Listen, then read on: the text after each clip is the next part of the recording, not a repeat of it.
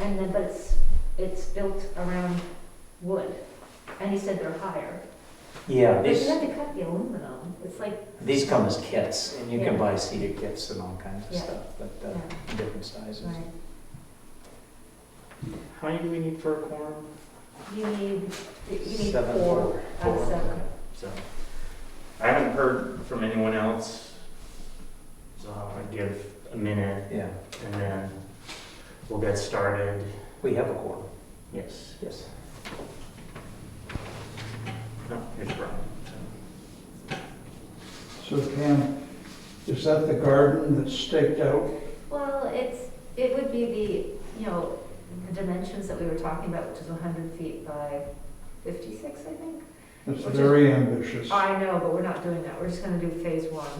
But I know that, so the fire hydrant was part of the water line that went in, it all went in the same ditch, so you're well away from. Well, like, any- what about the electrical for the library? Because the Big State could not mark the lines because they can only go between the meter and the pole, which means they went 10 feet.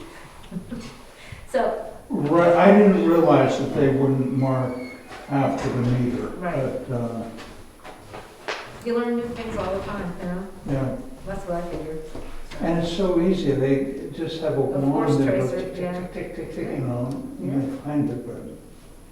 But I suppose we're pretty far behind that, I'm hoping. You know, if you draw a line from the board You're- to the corner. You're well behind it, Okay. many feet away. Well, Dick, you're official member of the committee, you should join the table. No, thank you. What? We have odd smells like it. Well, the COVID is still striking even young people. I know. Jeff tested positive. Yeah. He was at a meeting that my wife was at. What's his name? Dindorf. He tested positive, so. Really? I just keep a little distance. Yes, I've seen Just sit back I've there, been yeah. hearing about it. Nothing personal, Right, but, right. Younger, I think that healthy makes a lot of people sense. yeah. getting COVID. Yeah. I Well- haven't been paying attention. Yeah. Well, since All athlete people. we're here, I'd like to get Burr out of here quickly, so if you would like to jump into our discussion on the Valley Cross Road Bridge phase.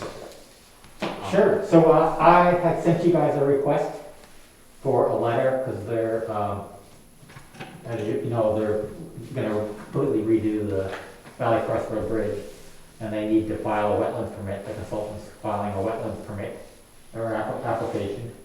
And so they asked that I get a letter from the select board, which I did, and from you guys as well, just saying that you don't have any objections to the project. So I just offered to come in if you have any questions on it, or I can give you a quick recap of what's going on if that'll help you out any, or I don't know how much you know about the project or not. I'll take a quick recap. I mean, Sure. we talked about it last meeting, but Yeah, we got into the impacted plants that would be downstream of the bridge. That's as far as the extent that we've gone. We haven't had any presentation or materials on the scope of the plan. I think it's changed recently from the letter you initially sent, which now the steel are completely, that was at the last selectmen's meeting, those are being eliminated. Is that correct? Now, Okay. so the basic plan is the existing bridge goes away except for the abutments. The abutments will stay in there.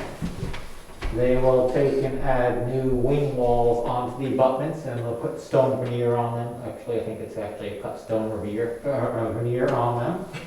I'm not sure if they're actually going to wrap the inside of the abutments too, because they're all concrete abutments now, but I'm not sure if they're going inside or not, but at least the wing walls which show will be stone. Then the bridge is really supported by these, whoops, oh, these beams are really supported by these concrete, steel beams, like there's 5 steel beams and a concrete deck. The original deck was a timber deck. This is a concrete, much longer, surviving, lasting deck. The trusses are historical trusses, the only ones of the kind in the state. There's something unique about them. And we're required to hold on to them by the state? Yeah, so then we got in a little bit of a debate with them. They were voted out by the town. Right, the reason they were originally voted out was because the state originally wasn't going to pay for them to go back on the bridge. The selectmen wanted to put them back on the bridge. And the state DOT said, no, we're not paying for aesthetics on the bridge. So you're gonna have to pay all the money yourself. Well, as they got further into it, they discovered that there's something about the trusses, it was the last of this type in the state that exists. So we had to do preservation or mitigation for them. And basically, long story short, they wanted them put back on the bridge. The historical people wanted them put back on the bridge. So then DOT turned around and said, okay, we will pay for them. So they are going back on the bridge. The sidewalk, the handrails on the sidewalk was another historical significance.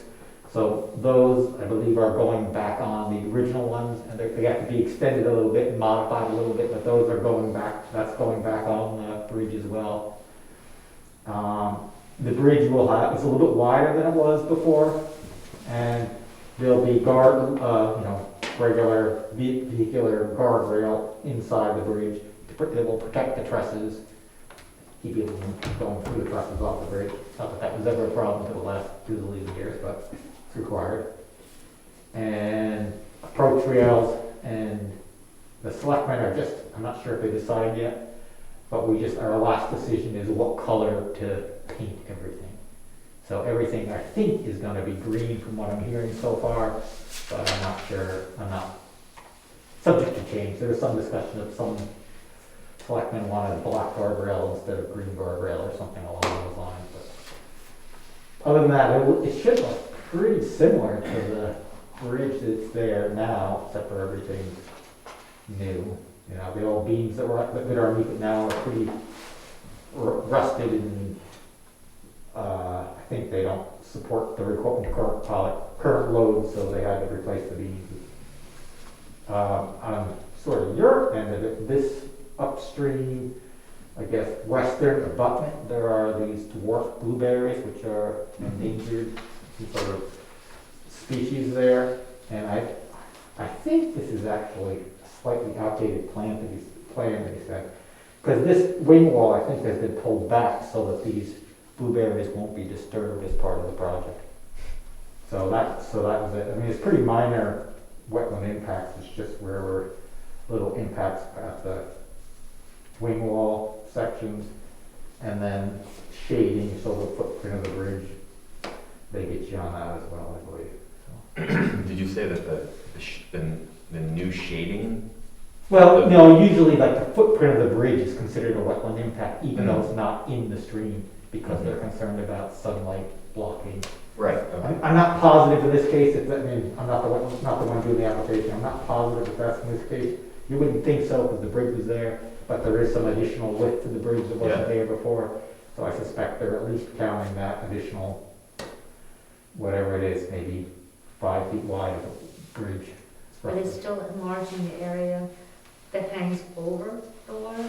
Excuse me? Are they still enlarging the sidewalk that hangs over the water? It's going to be a little wider. They actually have it bowed out, so bowed downstream. So there's a little bit of a curve to it. So that casts more shadow, right? Yeah, exactly. Yeah. But they did that partially because they know kind of a picture taking spot, so it provides a little bit of room.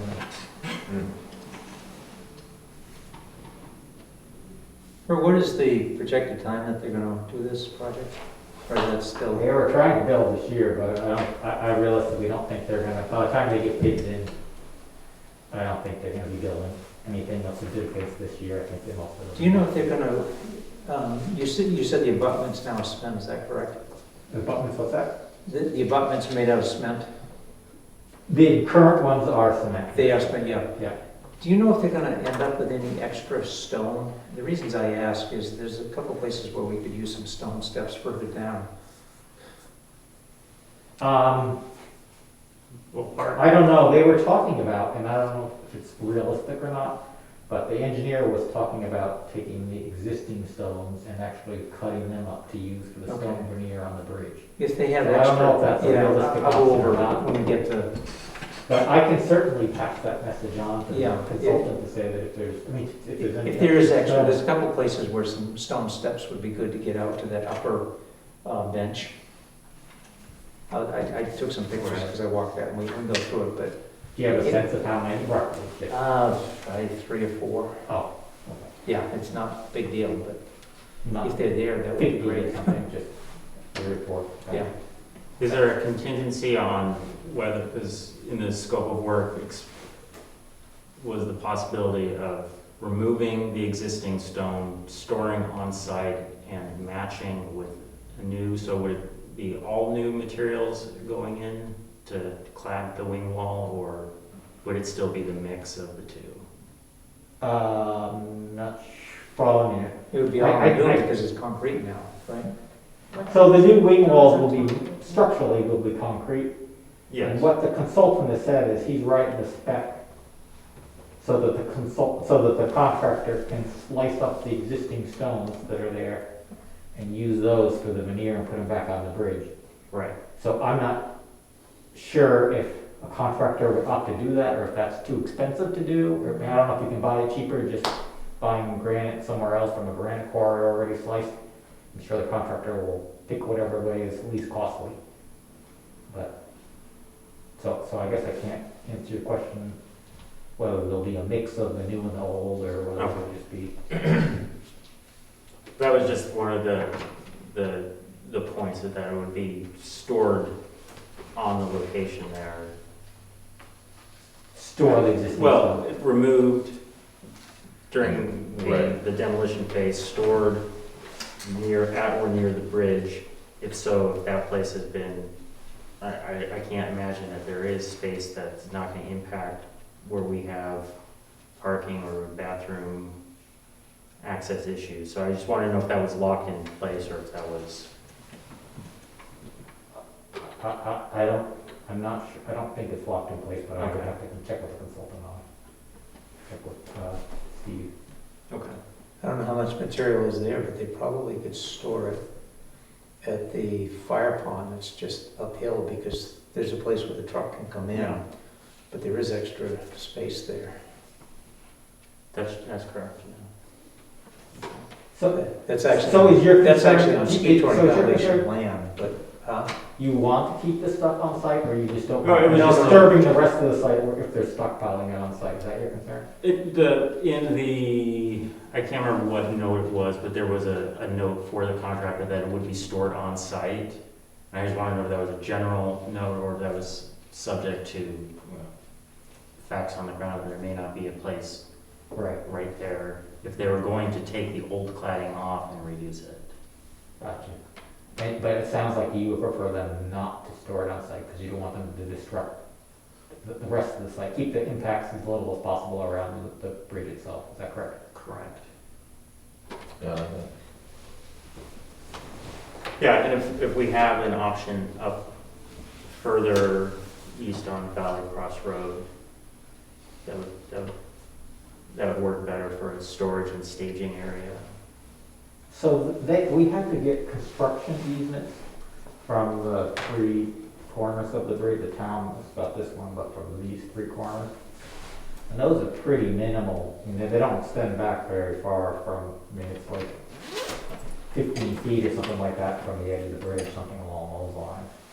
So I don't think they're gonna be spread out very much in this location. And anywhere they do go, they're gonna have to get permission from somebody, somebody to do that. And I suspect that would be a pre-construction or pre-bid question, would be, what can we use for a staging area? Can we use the town's land? And that would be good feedback to say, if you guys don't want them using that area for disturbance, we can That, because that left corner that the town owns, that maybe like 4 or 5 years ago, we did a lot of work planting and rehabbing that side of that whole bank. And then those steps got put in there, so, yeah, I think keeping it away from that would be great. Because that left side of the bank got like real undercut, and so we went in and hardened it up and then did a bunch of plantings in there, and so I could just see if they're moving big pieces of material back and forth. Gotcha. Yeah, I would suggest that you touch bases with the Jackson Ski Touring Foundation because they actually own the fire pond land. And then the fire department has an easement to that fire pond. And then also check with the fire department to make sure that you're marking it off so they're comfortable with the zone to get into where the hydrant is to that fire. You know what I'm talking about? I do. Yeah. Yeah. But there's quite a bit of space in that parking spot. And like if they're pulling out those great big steel beams and I mean, if they gotta put them down for a day or two, you don't want them putting them down, on the land Yeah. of the Jackson Falls itself. But I would suggest that you check with those two entities, and I can't believe the Ski Touring Foundation would have an issue with using that for staging. Not the upper parking lot that they have, because that is used pretty heavily in the summer by walkers. Right. And then, as I say, with the fire department, just to make sure that they're comfortable that it's not blocking what they need, yeah. So I mean, the existing beams, they become the property of the contractor, so when they take them out, I suspect they're gonna haul them away, but you're Those right. are big. But maybe they set them to the side until they get a truck in there or someone to load them, but I suspect they'll probably have a crane to move those, and they would put them right onto a truck and take them away. Yeah. And the trusses have to be completely refurbished, so I suspect they're gonna be picked off and hauled down to some fabricator to shop until they're ready to come back. Okay.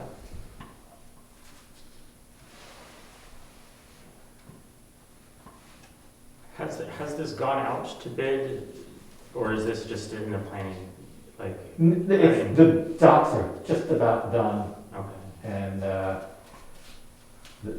right now it's the Wetlands Permit and some other sort of state permitting that's required. The Wetlands Permit has not gone in yet, so it'll probably be 3 months before they get their permit. And they have to put the project out to bid, and then they have to, review bids, and sign the contractor up, order materials, so I just think by that part, I don't think they're gonna get much done in 2022. You know how long the job would take roughly once they get going? I haven't seen any bid docs to know what the engineer specified, but I would think it's basically one construction season. You said that it's gonna be a concrete deck on the bridge now? Yeah. Is that going to change the load that can go over that bridge? Yeah, I think that bridge right now is not rated very high, so it'll change the load, so it's pretty much Does that anything practical, really, you know. Does that mean the snowplows are gonna go over that too? Yeah. I think the snowplows go over the existing bridge. Do the regular snowplows go over or just this I think just the smaller one? 550. Smaller one, right? I'm just thinking, stuff will be flying out further, we've got bigger trucks. Depends on how fast they go through. Exactly. Right? Exactly. Depends if it gets snow. They'll have a little more obstructions with the guardrails on both sides of it too, so that's Did you say, do you know what makes the trusses historically significant? I don't know anything about trusses, but they just look like regular ones to me. No, there's some sort of pin, was it Pratt truss or something like that, and I'm not sure what it is, maybe it's the way they're pinned together or something along those lines. It's a big thing. Like, I know a whole bunch of bridges throughout New England that have been saved for the truss design. Yeah. You go through a lot of work to put it back. So he says unique. Yeah. Why is it a mistake? Sounds like an interpretive sign. That was discussions of taking the trusses and then storing them and using them on another, someone wanted to use them store them for 10 years, and someone wanted to use them, then they could use them for another project. And The other option was to take the trusses off the bridge, refurbish them, and then just set them up in somewhere on display, whether it's here or by the old town hall, and then put a plaque and interpretive display about the history of them on the thing, and all those options started to get almost as costly as putting them back on the bridge, which was the best spot for it. It's still gonna, I'd be surprised if there's not some sort of plaque or some information that goes on the bridge. Well, they will be.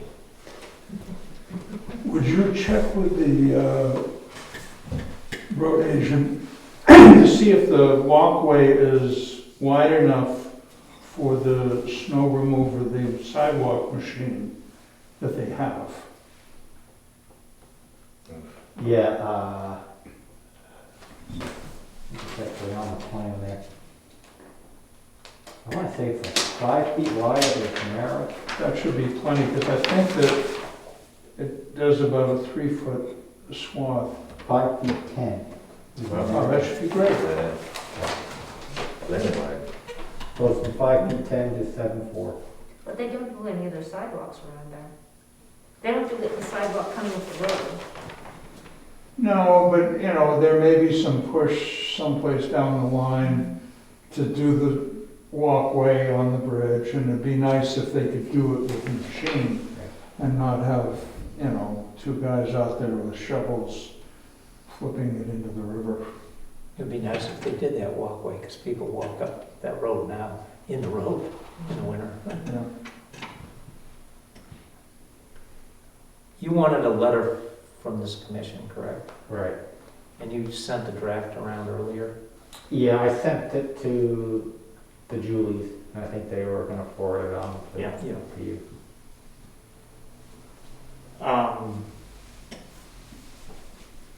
I guess what our consensus would be that we've invested a lot of time in rehabilitating that downstream abutment side. That would be our main concern, is that all the work, try to minimize the impact there as little as possible. I would certainly say go ahead and put that in your letter. I mean, just say that's your thing, and I will also go to Steve, the engineer, and tell him that, and I'm sure he can write it into the specification that says. I think one of the other points on the letter was a question of support on the aesthetic design of reusing the cladding. If we can, I don't think we have a rejection to that, or if we can. No, my repurpose some of recollection that. was the town, Dick, your memory may be better than mine, but the town voted not to spend the extra 40,000 or whatever it was on that, and then it's turned around that the state is gonna pick up that bill and it was cheaper than if the town proceeded with the way it is, so we get the historic without the cost, so I don't. Yeah, the whole project's 80/20, so the state pays 80%, Yeah. 20% for anything eligible. The stone veneer has always been approved, surprisingly, by the state. So that, even when you guys voted on not putting the trusses back on, not spending the money, you were still gonna have the stone veneer on the bridge under that one. So the only difference is putting the trusses on now, so now you'll pay just 20% instead of 100%. Instead of all of it, right? Well, that was my fight back then, was that it was an unfunded mandate. Here, the state saying, oh, you've got to keep these. Okay, work with us, Well, I mean, there's the engineer, there's DOT, and then there's the cultural resource people at DOT, and sometimes they're not 100% on the same page, but once they do, then they have to pay for it, and they have to have it paid for it. I'll make a motion that we proceed to send the letter with the caveats that, well, the ones that you just brought up, Ben, as well as concern, as long as the storage is not on site where it's going to impact the footprint where there's been a lot of effort put in already. And also to make sure that it's not impeding on the visitors' use of the falls. So if that off-site, just up the road, could be worked out.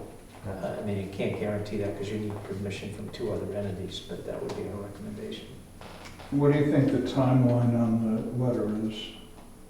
Should we get it out in a month, Yeah, if you could in a do week? it, a week, if you could do it, I was gonna say sooner, the sooner you can do it, the better. I think that may be the last piece they're waiting for to submit the actual application, so. And in my motion, I'm comfortable with Ben just drafting it without having to have 6 other editors. So you moved, I'll second that. Dick seconds. Second. Take a vote. Say all those in favor? All those in favor? Aye. Any opposed? Abstaining? Carries. All right, we'll get that out to you as soon as I possible. appreciate it. All right, thank you very much. Thank you for your time and got you out just All right, at thanks. the time. Take care. Yeah, thank you.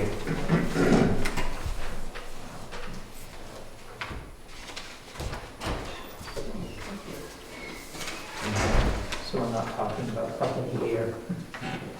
Okay, so let's jump back.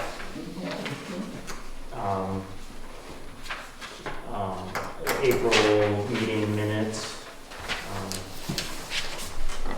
which are here if you'd like to review those.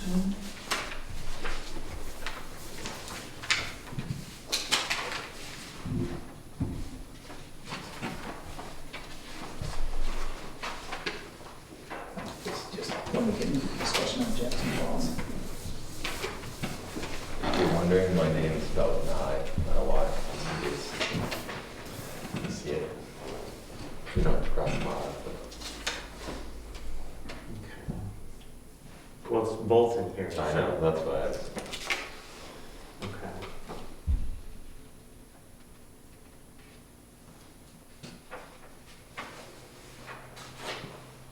Oh, did we not say Dudley's name? He should get thanked in that first paragraph too.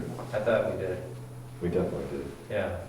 Can I add in that first paragraph, can I just add a thank you to Brian and Dudley Davis for their hard work and volunteering with that? I wholeheartedly agree, because he definitely will also read the minutes. Yeah. He's a, He spent a lot of time up there. and he's going back up to do some more cleanup. Okay.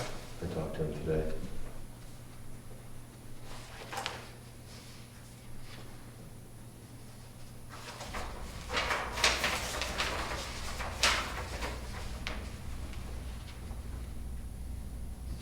Okay.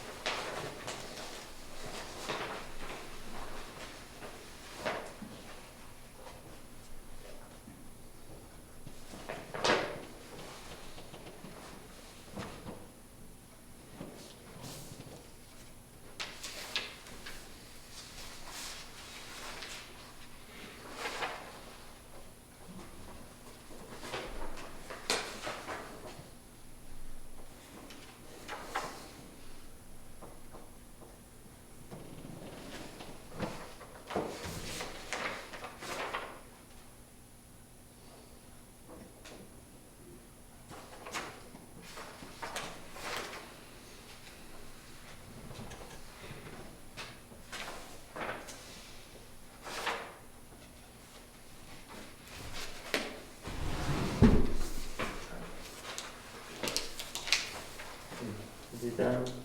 Motion? I'll make a motion for that, yeah. I'll make a motion to approve the minutes as amended. It's amended with changing your name and adding a thank you. Second? All those in favor? Aye. Aye. Any opposed? Carries. I think there was a question of other officers, with the president changing, if there need to be any other, I think Pam, you're still secretary, if that's not changed. I'm happy to Okay. basically for anybody else to, wants to do it. Okay. No problem continuing, but if somebody else wants to. Any takers? This is where Tom gets the signs for the jobs. Yeah, this is our Tom being my secretary and treasurer. Brian, are you? I will continue unless someone else would like it. Well, then I'll make a motion that Pam continues as secretary and Brian is the vice chair. Second? All those in favor? Aye. Good work. Way to go, Brian. Good job. Opposed? Good campaign. Put on my best hat. Okay. Clean. I guess Jackson Falls, I can touch on this real quick. Pat, so I contacted the company that we've been looking at that product, and they have a municipal discount that they're willing to offer. So if we want to do a small test section, or in that handicap, this essentially where you, in this picture here, this handicap area. Yeah, actually, I went up and spent a little time and ran around, took some pictures, and I figured it was probably easier to just have pictures to let people look at as opposed to waving my hand, so, yeah, has everybody got a copy of those? There's sort of two places where we could do a test or we could decide to proceed straight ahead. First off is where the Jackson resident parking, and my understanding now is the selectmen have voted to make that as Jackson essentially taxpayers as opposed to just residents.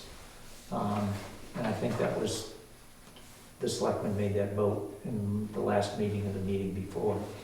But there's roughly 4 spots there, people park properly coming in up there. And we have talked about bringing access for handicap to get to the porta potty off Valley Cross Road. But probably the simplest and least impactful way to do it would be to have the most northern parking spot be 10 minutes for the porta potty only. And then just laying a surface, and you can see from these pictures here on the, if you've got the one that, it's got 2 on top and 1 on the bottom.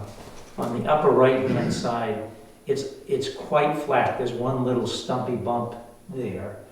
So that's probably the easiest, fastest way for somebody to get out of their car and get to the porta potty without having to create a parking spot on Valley Cross.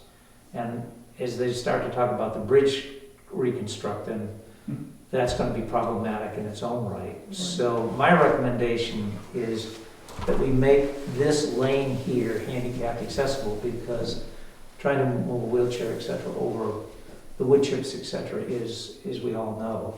I stupidly measured that out, and then I lost my piece of paper that has what that distance is, but I think it's around 50 or 60 feet. And I did go down and I did measure from where the handicap parking is down to where the picnic table is, which is what we talked about to make handicap accessible. And that's roughly 100 feet. So I don't know what the price of this, Dick. Well, I've got that 100 feet handicap parking, and it says needs 16 no parking signs. Yeah, I'll get to that separate. I just wanted to deal Okay. with this, and then we'll get to that as well. So my recommendation is we would put the access to the handicapped access for the porta potty and just use that straight shot right over there and get the material that Ben has done the research on and use that as one of the places where we would put it. And then the second place we would put it would be from where the handicap parking is to get down to the picnic table, down where we've done a bunch of the transplant stuff, and that's roughly 100 feet. So I don't know what this material cost, but if it wasn't terribly expensive, and assuming we buy, and if we have a little extra and it wears out, we just store it and use it later on. But I suspect it comes in rolls like 50 feet or 100 feet or something. Yes.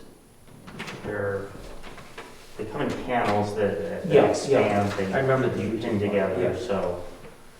and they're about 12 feet wide and 8 feet long, I believe. Okay. But I can find that out. And I can go, as I say, I'm stupid because I did measure, I'll go get the measurement on the length of this and give you, and then we can just take the 100 feet, but unless it's exorbitantly expensive, I would say let's just do the two of them at once as to do an experiment. The cost and bother of doing these two short stretches is probably the same as trying to run it in a two-step thing. And if it doesn't work, it doesn't work.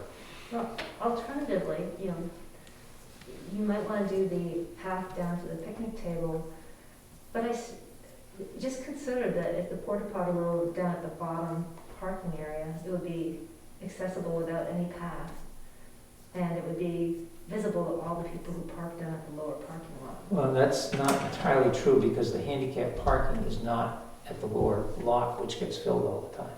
But there'd be a parking space there like there would be up at the We top. could do that, yeah. I think you'd have to have the parking space. But then if you right put the next porta to it, potty down there, you lose a parking spot. you know. Oh, well. I mean, myself personally, I think the where the building in that is aesthetically blends in and doesn't stick out. I'm just giving my own feeling about it, where it is right now. I don't know what others think, but if you go down and you move this building down there, it's gonna be, I think, visually distract from the rest of that. Where do you see it down? I see it down at the lower parking lot because that's where people are. That's where most of the people are down there now. And if you put the porta potty where the people are, I think it'll get the use as opposed to people peeing and pooping in the bushes. And if you had a handicapped parking space that went with it, I mean, it would take up space, but it would be, it'd be where the path is. You know where you want to put the kiosk up Yeah, here? I also, At the kiosk, it would be the top, like where the boulder is, up at the top.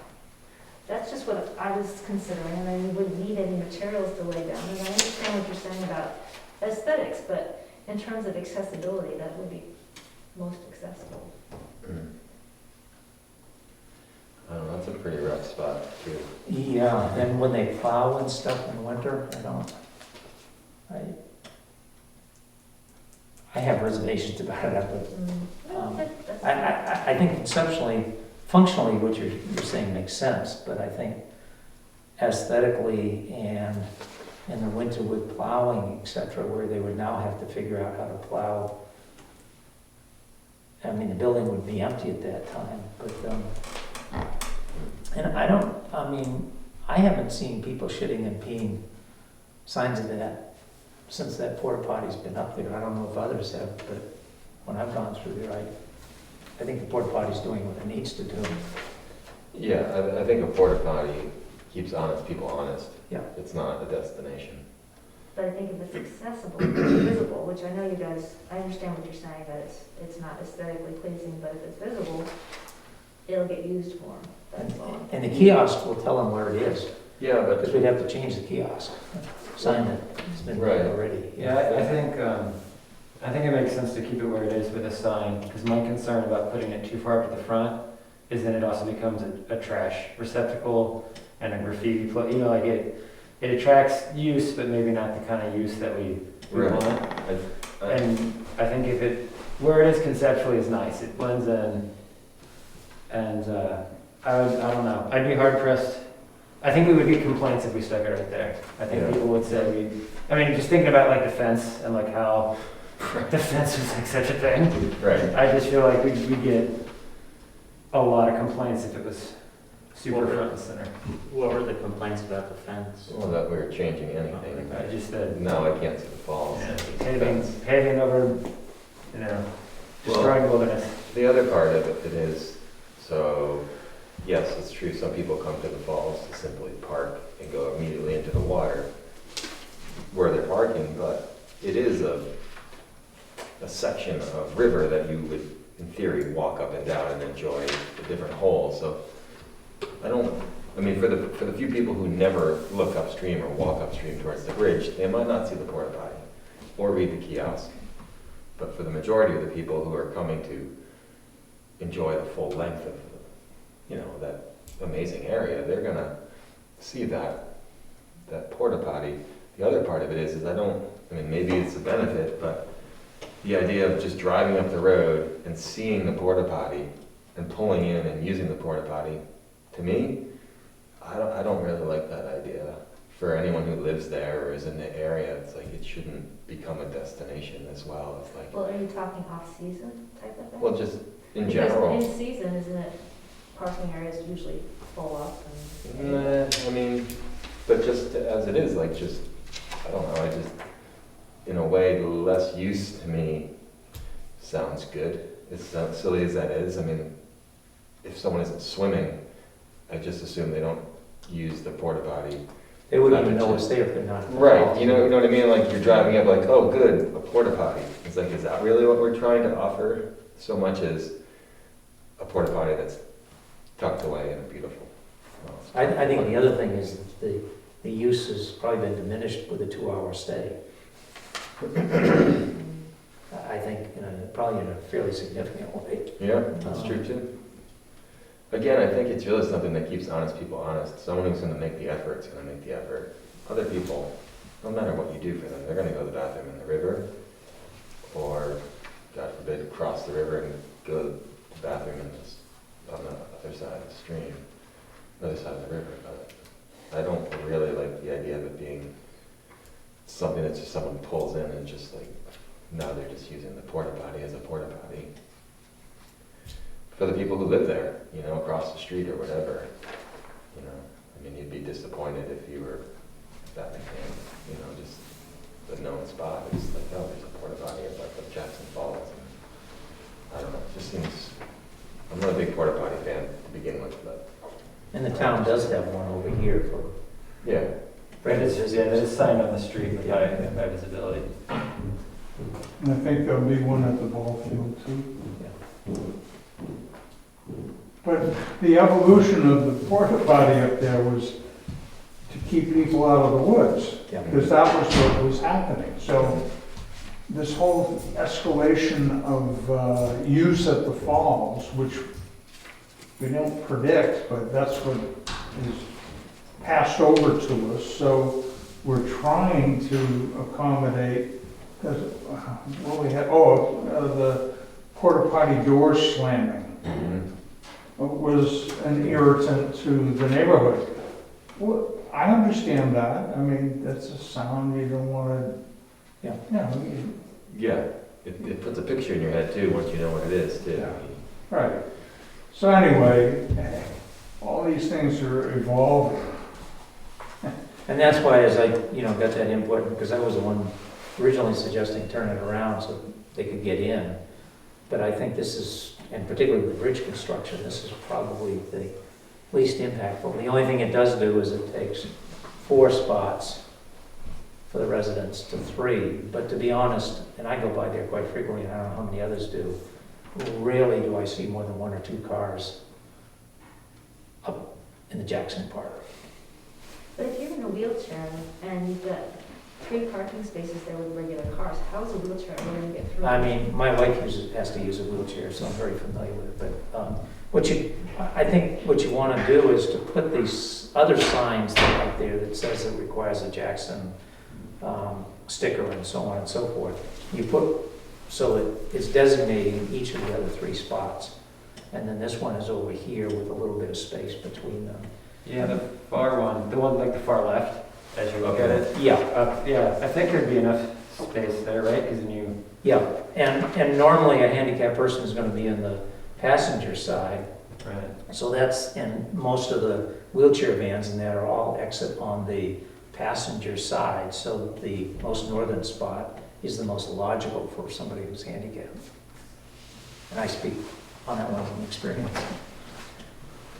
And also, when we get closer to the construction of the bridge, we should make sure the contractor is showing up with their own porta potty. Or at least one, maybe one on each side of the I'm sure. river. I don't know how many people will be working at any one time, but I can see it being on both sides of the river, so they should accommodate that. Because, once you get in this pickup truck, to drive around Right. to get to the That's true. porta potty on the That's other the side of bridges. the river.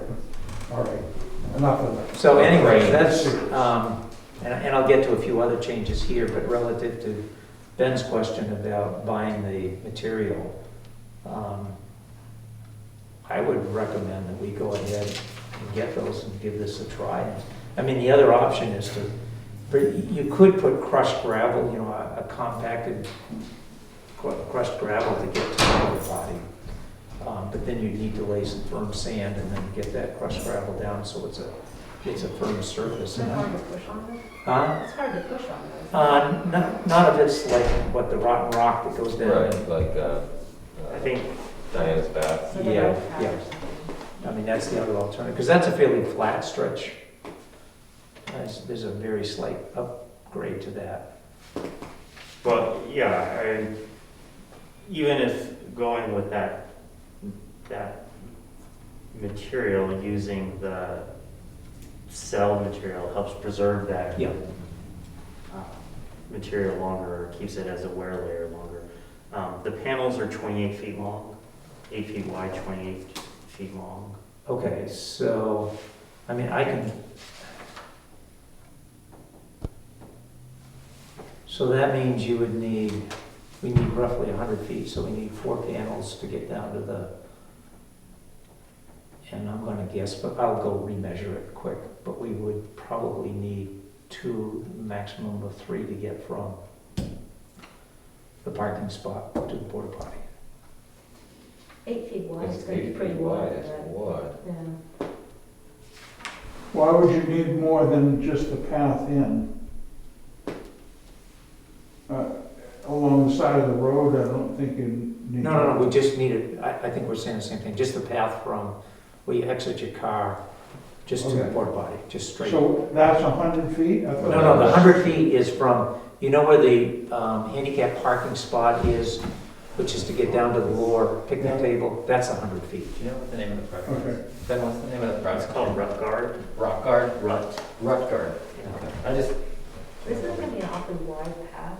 I'm just looking Yeah. at the one to the porta potty, I mean, 8 feet, Well, yeah, that's those, gonna be like, fill up the whole space. We cut these, you know? And Yes, it's very 8 feet easily. wide and 28 feet long, well, so they, we can cut it. Right, 4 footers. You fold it under, we'll probably spike it down, I don't know, they must have some kind of fastening, but we can get quite a bit out of one roll. I would say get a roll and. Well, they're panels, you say, not a roll. yeah. Yeah. How do they And get transport it. it if they're in 28 feet length? I imagine that they're concertinaed and then they can roll them. Okay. So when you pull on them out, Mhm. they expand, so they're narrow and then they can be rolled. Got it. So I think the pricing that I got was like 94 a panel. So like $100 a panel. Yeah. And if that's the case, and we can cut them and they're 4 feet, this is pretty damn inexpensive, because potentially 2 would get us to the porta potty. I mean, I've got to redo that measurement. And you would need you'd only need 4 to get down to the bench, unless we wanted to put some underneath the bench. But I don't think that's super necessary. It's not a bad idea. It is an area that gets worn, gets rutted out Yeah. pretty good. Typically, people's feet kick in there. I'm happy, knowing this, unless you want it, then it doesn't matter to me. Just I'll go double check the measurements and give them to you. Yeah, they're interested in seeing how it works in this particular setting. They work with municipalities, so I don't think I have an expiration on that pricing, so. Yeah.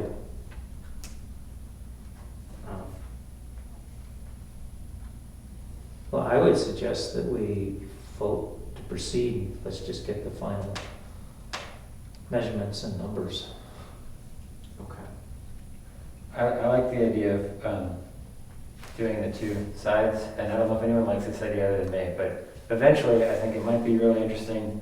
I mean, given the slope, you could probably never actually do it, but if there was a way to make it probably would be ADA but accessible and just connect the two at some point. So there's like a small accessible loop that goes from the handicap parking to the bench, up to the bathrooms, and then out to that parking. Well, going up to the bathrooms would be a challenge. Well, that's why I think it's too, I think the slope is too steep to. In you'd the have to, like, steps, I think if you're gonna create your loop, what you would be is once you get to that picnic table, you go down slope Mm. and then come up to where the big Oh. parking spot is. That would be the logical one. But if you walk there, there's stone steps to get up to where the, Right.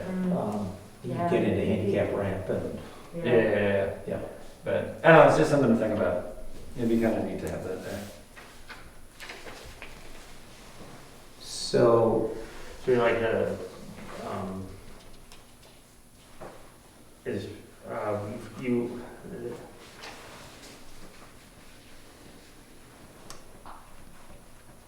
So the next step to make a motion for, yes, that's the word I'm looking for, motion. I was writing measure, and I was like, not measure, motion. So when you said you need 4 to get down to the picnic table, that's under the idea that it's 8 feet wide? Is that, I'm just saying that out loud. I'm not opposed to it, just making sure that when we're doing the math on it, that's what we're. actually, we would need, well, if they're 28 feet long, it's actually going 56 feet for each one because we're cutting it in half, so you actually need 2 to get down Yeah. For 4 foot wide. for 4 foot Yeah. wide. And then potentially, we might just need 1 to get, If it's 56. Right. if it's under 56. Yeah. Well, why don't we plan on just getting 1 extra while we're in the, it's like. I would get 1, put it down, see how it works. Unless your shipping is about the same. Yeah, but cost see, as- the other thing is we're gonna then have to get the wood chips in and everything. So all we would really be risking here is, well, right now we've got to count for 3, which is $300. Right. Wait, what's the shipping on it? How does that? Free. Free. Get a new roll every week. But that's because of the municipal, correct? And they want to experiment with us. Yes. It must not be very heavy. I mean, it's not, so.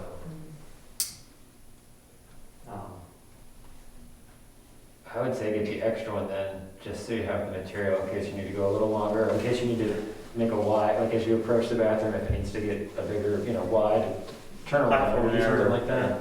I mean, I sort of look at it as with all the extra bookkeeping, et cetera, between the time you have the approval through the funds and everything else, it's cheaper just to get the 3 or whatever it is and do it. Sounds like if it's a product that we're really just not happy with, I'm not putting any pressure on anyone, but maybe they feel like this wasn't the right product for you guys. Well, that is the wood chip being, it's the wood chip is the variable in it. Like, the system works really well with gravel and more durable surfaces. It's, what happens in a heavy rain event, Right. in that, like, so I think it's gonna require a little bit of engineering to get it down and make sure that it's well anchored into the surface. But yeah, I think as a test bed. You're right, because the YouTube shows they really flatten out the area before they put it down. But if it's that malleable that they can roll it up and ship it, you should be able to contour it a little bit, I would think. But that's what we find out. And for wheelchair, you don't want it to be way off kilter. So maybe you could use gravel on the steep part and then go back to wood chips. Just a thought. Do you remember how tall it is? They recommended 3 inches for the wood chips, but it comes, I think, 1 to 9 inches or something. Or the product is 1 to, the reason I ask is because maybe it's not a bad idea to plan on putting gravel down as the first layer and then putting your wood chips on top of a thin layer of gravel just to get some. How high is that gonna get? I mean, are you saying you put the the product down and then put the gravel in it and then the wood chips on top, or put gravel down and then the product? Well, maybe both, Mm. you know, just like you bedded it down So to with make sure it doesn't something, stick out because above in the the other end, side, right? in the end, the wood chips become dirt and Mm. stuff anyway, you know? And that that's stuff isn't usually- going to, yeah. So that's kind of what we want. I'm just saying, like, in some ways we can assist it by Right.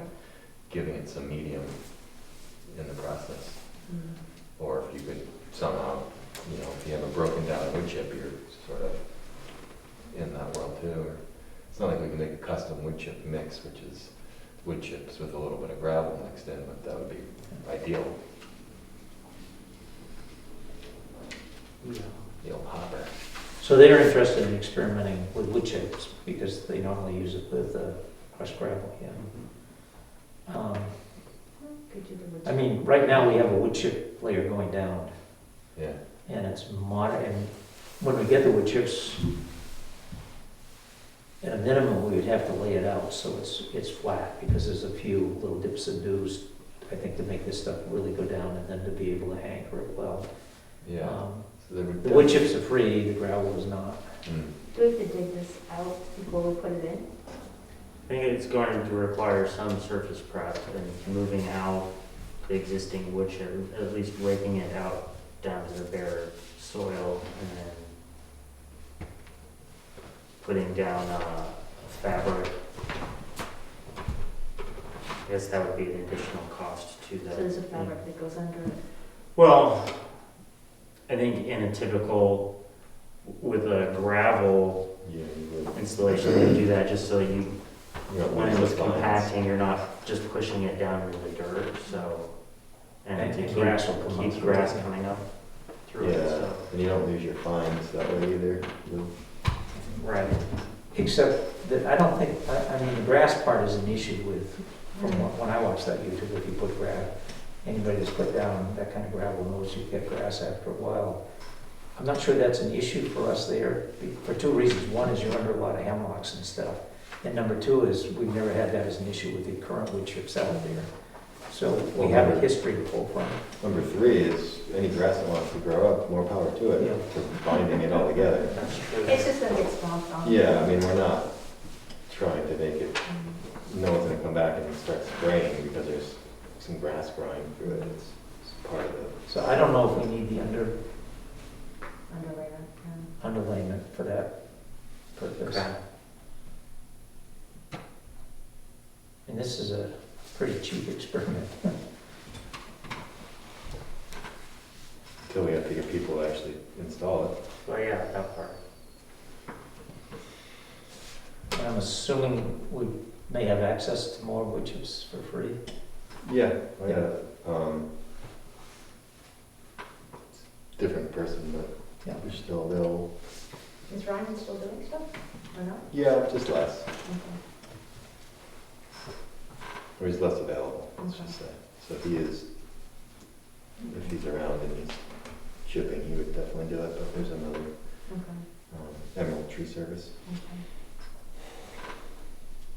okay. Okay. So we should make a plan to move forward with, well, I guess,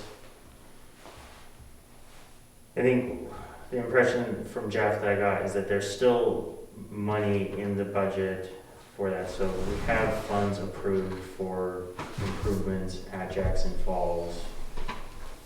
So it would just be a request for an invoice, but I mean, I think we should have a motion to move forward with, like, the areas that we're looking at working Yeah, on. yeah. Okay. So moved.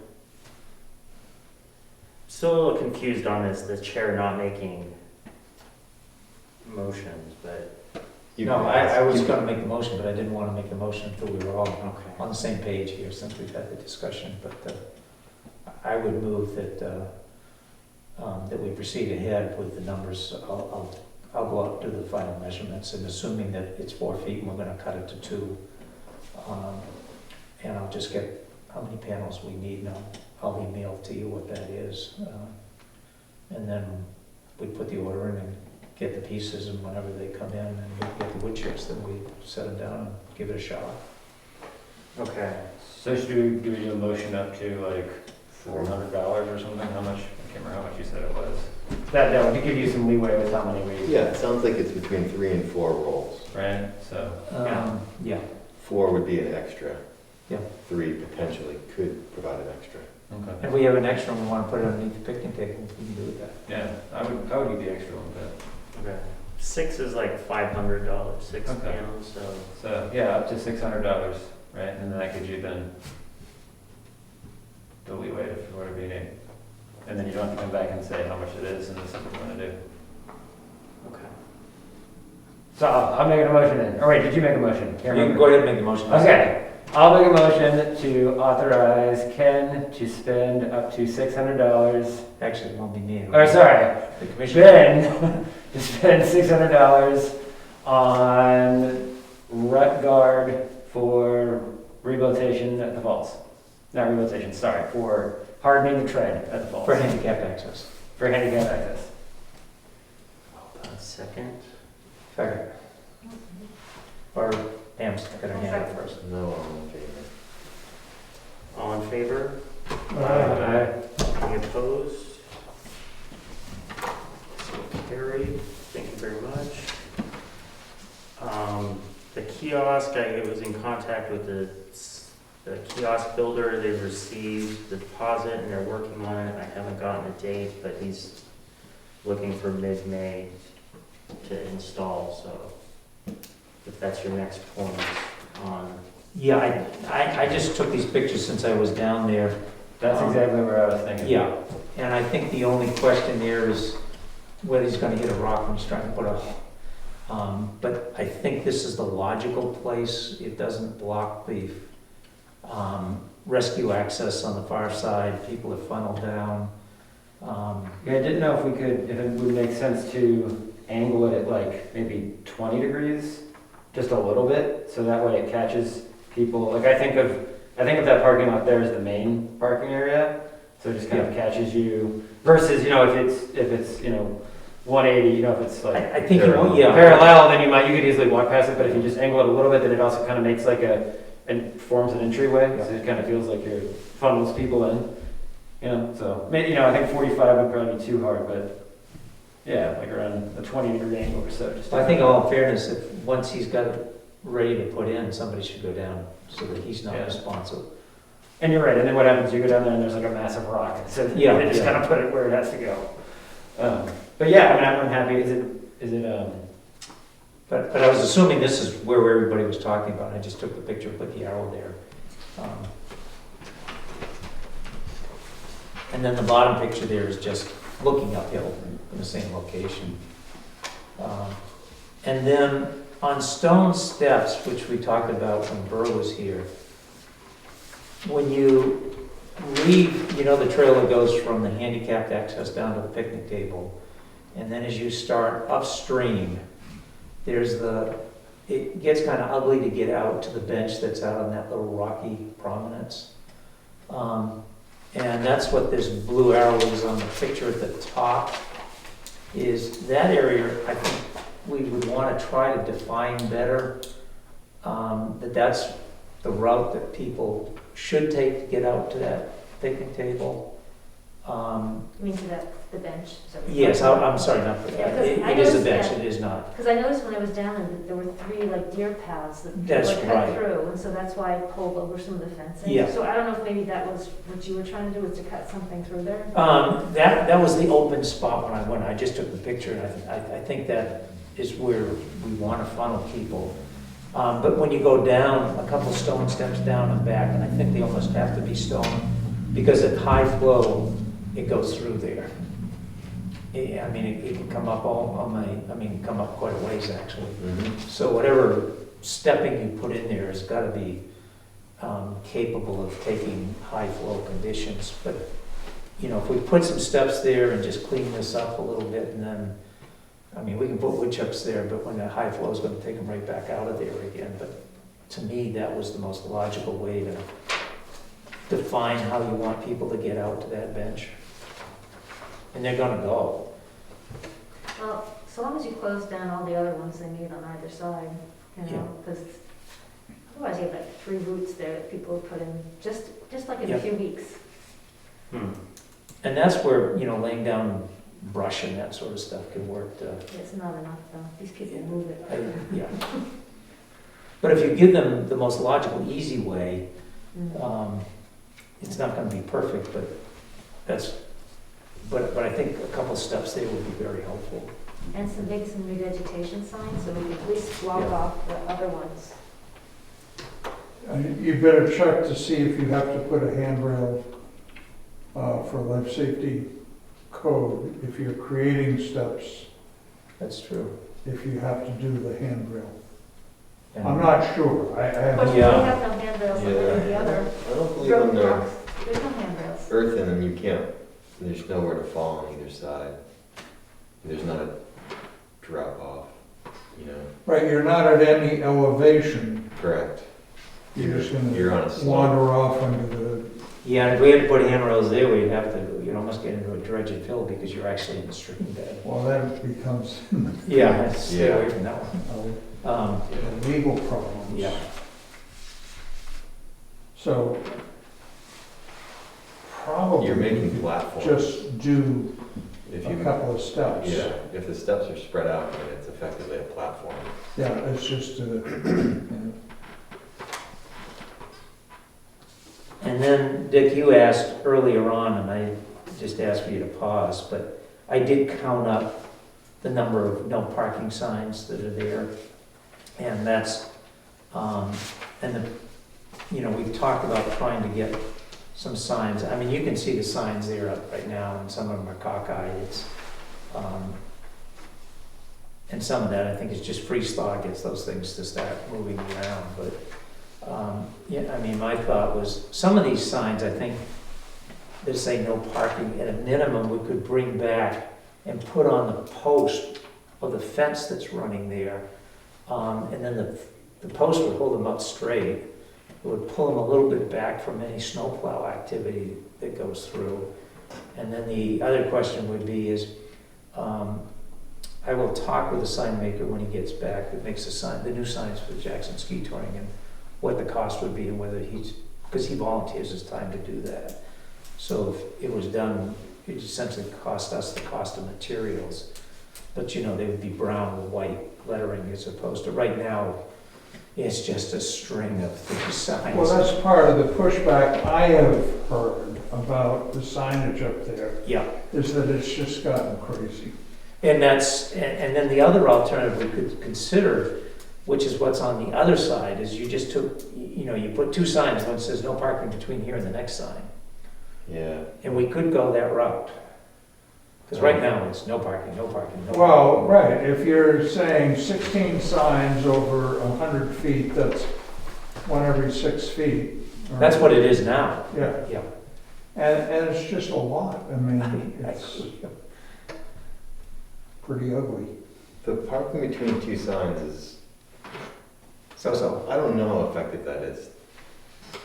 Because it's it's like, what's on the other side of the road. yeah, no, but it's also further up on your way to the Eagle. Yeah, But yeah. it's so spread out that if you miss the first one, you're like, well, I guess I can park here, because I didn't see that, and I haven't gotten to that. Right. And you see it, if you're just, wow, look at this. Well, I don't know if the state has a mandate, we should talk to Pearlie and say, well, what can you enforce? I did send something, and that was a while ago, to Pearlie, and I think he came back and said that's the highway department and DOT. Okay, He enforces, but Yeah. he doesn't set the rates for that, was my recollection, but that was a couple months yeah, ago. so we should find out, because if we Yeah. could cut it down to every 10 feet rather than every 6 feet, that'll cut out, Yeah. 6 signs, that would be, Yeah. 10 Yeah. rather than 16. So I think anything along those lines that we could do is better. Yeah, and the fact is, if it says what you're trying to tell them what they can't do, I mean, no parking, I guess technically, if you do that, you have to have them probably more closely, but if it says no parking on the road, or parking only allowed in parking spot, you know, you get it. You don't have to be like, oh, look, there's a space here large enough between the signs, I can park here. It clearly says, you cannot park on the road. You don't need to have one every 6 feet because no one has a car that's 4 feet long, you know? You're not getting in between. But even when they had those signs, weren't they still parking up on the hill? Yeah, but that's a moot point. That's like, then it's enforcement. It seems like, to me, it seems like the no parking with the arrows on, up on Carter Notch is really reduced. Like, I used to always see cars there, and now I never do. So, I mean, that seems like that's worked. I'm all in agreement about limiting the number of signs. I don't know if we could just do no parking arrows there, and then one in the middle, no parking, you know, like, and that's enough, or if we have to have them every... We can try with fewer, and if it doesn't work, just add more if we have to. Because the most effective is what they've had, but you can try different, you know, combinations and see what works. Well, I think the other effectiveness is the police department right up there. You know, it's like everything, if it's enforced, it works, and if it's, people slowly learn It how has to to be be enforced. consistent, because when you see that there's no one parking there, you don't think that, oh, I'm a lucky guy. And You he's think done that it, obviously people don't park here. he's done a good job. Right. Yeah, You know. but I noticed on Valley Cross, because they do have those, you know, no parking between the signs, and that didn't work very well, I don't think. But I think you're also, you know, if you Right, don't get caught in the 100% game, perfect. right. It didn't work on Valley Cross Road, the between the signs, because it was confusing. Yeah. Well, it didn't Valley have- I Cross think is one of them- confusing too. One of them didn't have, it was only on like one. It was like all the way forever. I mean, it was like, But that was my point, it's like Yeah, you yeah. saw that one, you're like, well, I'm not gonna park over there, so this must be good. To me, the signs turned the wrong way, in other words, the thought it- signs were, they weren't It turned didn't right. make sense, Yeah. wasn't the best. But again, Well, I will proceed to see whether the sign, the volunteer that does the signs and what it would cost. I mean, these don't have to go up instantly. If they get in halfway through the summer, we still have all the enforcement mechanisms. But I think once we get the handicapped access here, we would need a sign for the porta potty.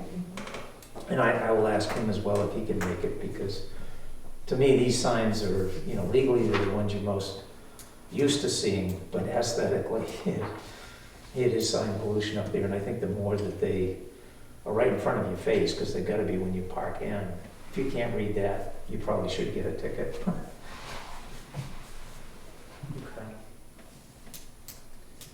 well, yeah, my last piece is anything to get people from parking on the side of that hill, because it's just, it's embarrassing, actually, to think that you can't stop someone from doing it, it's just like ridiculous.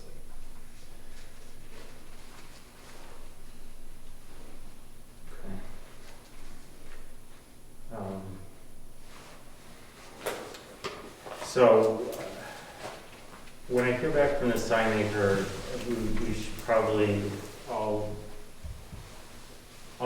guess I'll just be in contact with the group about when that happens and if we want to meet down there. Were you able to speak with the road agent about if there's going to be any issues?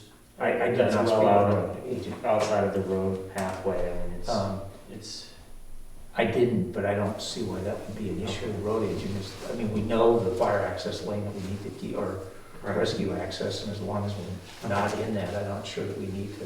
okay, If we got into that, then I think we'd have to. okay.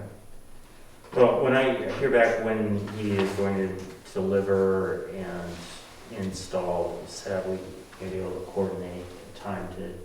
Yeah. Even if we have to go down and do a little bit of recon digging with the shovel, just to make sure there's no ledge issues. Yeah. We can handle that then. Okay. Any other Jackson Falls?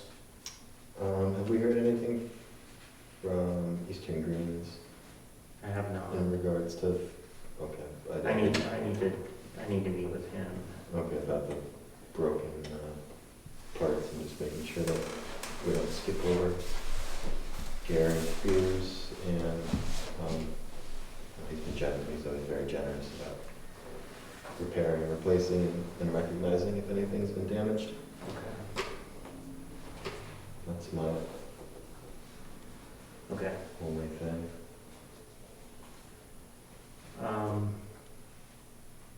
Do we have any prospect farm items we need to cover? No, we will have to, and I'm happy to, if you want me to, touch bases with the Forest Service, because we will be asking them to move the gate out as part of that whole prospect, and then converting the stump dump into another couple parking spots to help accommodate the summer use out there right now. Okay. Did the apple prunings ever get picked up? Not that many. I haven't yet. I mean, I'm happy to run. If you don't do it before the grass grows, Oh, yeah. it's just unbelievably tedious. Yeah, I talked to Dudley about it today. Yeah, it's just, we went through it, so Oh, yeah, it's not worth it. Was he planning on going up? he was gonna do some more pruning to clean up a couple of the trees that we hadn't finished, Okay. but he's not in a condition where he could be dragging stuff, to be honest. Yeah, he's out of Yeah, whack. for he's a while. he's on light duty for a bit. Is there a process that, I guess, that would be the process you starting with the Forest Service about moving forward, about moving the gate and? Yeah, I mean, there's the stuff that we have to do is to redo the kiosk. Obviously, the pruning is, I think you've suggested the last meeting will be maybe a couple of years to do the whole Oh, yeah, Orchard. keeping up on it. moving the gate, and we'll have to also touch bases with the highway department to see if we can't turn what was the stump dump into parking. I don't think that there's a lot of construction there. You just need a piece of machinery and a little while to make that. And then there was an individual that wanted to talk with Mountain Biking Trails. But we did, part of what we also had in there was to hire somebody like Rick Van Poel, somebody to come in and do an ecological survey, so that if we know we've got some critical stuff out there, we know where it is and we can plan accordingly. The forest plan has a little bit of that, but that's not what he was hired to do. And I do know that he's gone out, I think this was when Jeff was still here, I think he's recolored the boundaries. At least the last time I was out there, it looked like he had.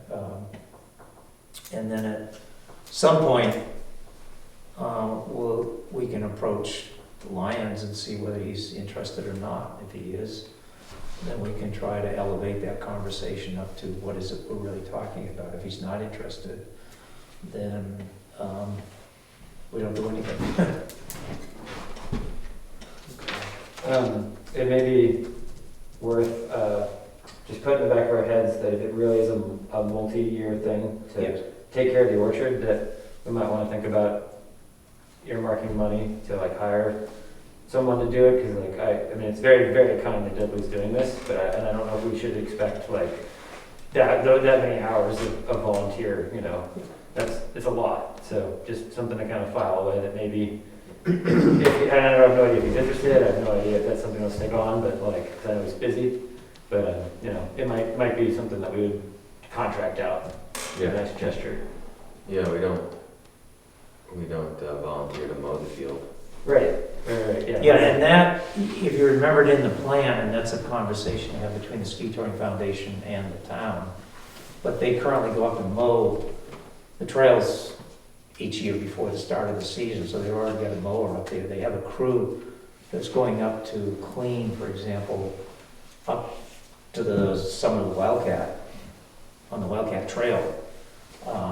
So if the town wants to, and we probably should be the interface, so I'd want to, since I'm on the board, I think it'd probably be best that I'm not the one talking about that. But it does say in the plan is the Ski Touring Foundation and the town should ask whether there's common ways where it works for both organizations. But they do have a lot of that going on. And then we go hire a second person to go mow at a different time, even though there is a mower action going on. And I know the Ski Touring Foundation would be happy to have that as part of when they renegotiate their next term limit with the town. When is that? It's a 5-year, we're probably another year or two. Okay. I forget, but you'd want to, we should invite them in and have a conversation at some point. Be the best way to do it. Speaking of which, I have a prospect, off-the-record prospect farm thing for later on, so we'll close it. Because it's also clearing the view sheds. Like currently, the view shed at Hall's Ledge up toward Mount Washington, that needs to be cut out again. Yeah. And at some point, you know, where the, before you get to Hall's Ledge, where there's the picnic table and that gorgeous view looking down, it's more than mowing just the grass around where the picnic table is, but that lower shrub is going to come up at some point, so that has to be pruned back periodically as well. And then I think there's, what do they call it, the Washington Rock, I forget. Yeah. You know, those have closed in again, and if you don't, I mean, those view sheds. Out UST as well. Yeah. Seems like there'd be a couple spots that are. UST, I always remind people, when you get a great view, because the clear cut there, don't count on it after 10, 15 years, and that's what's happened with the UST, yeah. And that is actually on, Yeah, that's a, I don't think that that's on Jackson. Oh, is that on? Yeah, Mm. I think that's on Forest Service land. In fact, I know it is, yeah. because you go out, when you start out on the quail trail. Oh, you know, right, You, there's when you the- hit the gate, from there on is. Yeah, you're right. So that's all Forest Service, yeah. Right. Have to be stopped with clippers on that one. But I can ask, I'm not gonna be here at the June meeting, and it's not like we're gonna get all this done presto, but, we can take a look at when their easement is up for renewal, invite them in and have that conversation of where it might be beneficial for both. Okay. Are we just talking community garden? And I can touch bases with the Forest Service and see about what's involved in having the gate moved. Okay. And I guess talking with the highway department about how and if they could just improve that little parking lot. Okay. I mean, the shelf is, as you all know, the shelf is already there. It's not like there's a lot to do. Right. Okay. I heard that rumbling. What? Grazing? There's a big tree down on the Mystery Loop. Oh, is it? That's good. So with the elementary school's doing next week, they're taking a bunch of kids to do a little hike around it. That's good to know. You can get by it Okay. easily. It's just, Gotcha. I always try to remember it. And I might get out there and cut it, but I typically forget. But now you guys know. It's not, you can step over it. Okay. But it's 12, 13 inch, Okay. maybe 18. Community garden? Well, we've met with, some members that are interested, and there's a different layout. We're gonna do things in phases. It's raised beds. We sourced some lumber. Ken was talking about getting like kits or something like that. We have one guy on the committee who basically talked with White Mountain Lumber, or talked to Bartlett Community Garden. They got their lumber from White Mountain Lumber, so I priced it up there. It's about half of what it would be if you got it at Home Depot, and it's like 2 inches, it's a real 2 inches. Right, it's a full So sawn. I sent out for a soil test, but it won't come back in probably till next Monday, just to see if there's anything nasty there. But I've got somebody who's willing to basically show us how to put a bed together and cut the lumber that we need for the 4x4s. It's going to be 4x16, so like 7 4x16 beds. And so he'd show us how to do one, cut the lumber for the rest, and then we could assemble them. But it's a very nice plan that one of the guys put together. It has like a picnic table in the middle, and it's just one phase, so the materials are a little less expensive. How tall are the beds? Like Well, a, maybe 12 inches, yeah, like a because single because the plank. wood is 2 by 12 by 16, with a And 4 by 4, and then, at the ends, and then 2 by 4s for some support. And, kit might also be a good idea, I don't know. I would If you get somebody who wants to build, go ahead and do it. Yeah. It's a lot cheaper Well, I than. said you Well, do one and show us, and it's then it's so- up to us to do the rest. that's what I was suggesting last meeting, What? That- is the full sawn hemlock from White Mountain Lumber. Okay, That's what we buy and do. Okay. yeah, We so it's the recycle- hemlock. Yeah, we recycle staging planks Yeah. into the garden beds after Okay. they're Oh, well, that's cool. not Yeah, okay. safe. So then it would just be a matter of, getting the soil, getting a quote on that, and then the fencing. But, so the administrative stuff that we've got to figure out is, are you guys okay with the layout that I'm proposing? I can also circulate the plan so you can see it's in 2 stages, 2 phases, but it can just be one and see how many more people might be interested. And then it's really just a matter of, approval to spend the money that we've got. As I've been told by the town, there is $70,000 in our fund, so if we need some extra funds, we could tap into that. Because I tried to get some materials from the town to possibly, build up the beds, and they're like, well, you do realize you do have X amount in your fund, so I don't think we need a lot more, but if we do, it's nice to know we've got something there. But, so the other thing would be the administrative stuff. For water, the town told us to go check with the library. Lycan's gonna talk with the trustees.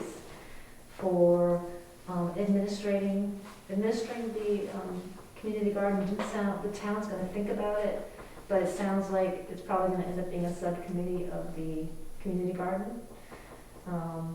And I was thinking garden coordinator would be one person who would be like in charge of the garden, reports, or is on the subcommittee of maybe 3 people, and they make the decisions, and maybe if there's a problem, or once a year they come and report to us, something like that. And then I tried to get the town to see if they'd agree to take the applications and have people sign it and collect the money, but at this point they're not really into that. So it sounds like we'd have to collect the applications and the money. People, I guess, would mail them into us. So What's the subcommittee, cost? or a subcommittee, How did you come up with a cost per? I just said $50, just a random amount. Any comments? This is just random. Well, no, my only comment is for some reason, I guess I thought it was sustaining. Well, that would be the idea. So if everybody contributes some money, you'd be able to get some compost each year, and maybe put some aside for some capital improvements when the wood goes. Or if you want to add on, you have to, get some more money to do that. What does Bartlett charge? I don't know. I don't think they charge as much as that. I'm not sure though. Right, they must be paying for it through Right. the rec department. Yeah, they direct it. We're trying a new raised bed experiment at home. We've been, we have the raised beds, but the material, the wood material is not holding up. Maybe 5 years, and it's rotted. Yeah. So this year we're trying is cardboard, wood chips, and then you define your bed, but there's no perimeter. You're not outlining. Yeah, but a lot, I suggested that, but people want things tidy. I mean, that's kind of the way my yard is. It's just raised beds without anything around them, but people like, it's gonna be right out there. They want it to look nice and uniform, or at least, not like it's falling down.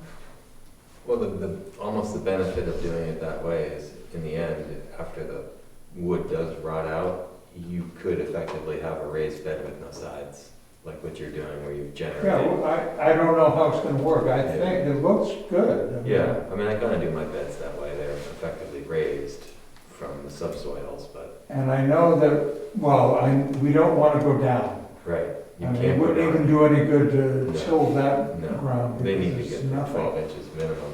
So But, that stuff out there is like 5 inches, then you get clay. I Yeah, took some soil from all over, or rocks like this, and yeah. it's, That was really bad. But you could get cardboard either from Jerry's Furniture or, Bike any shops. number of places. Yeah, And the wood chips, I'm sure we can get one of the yeah.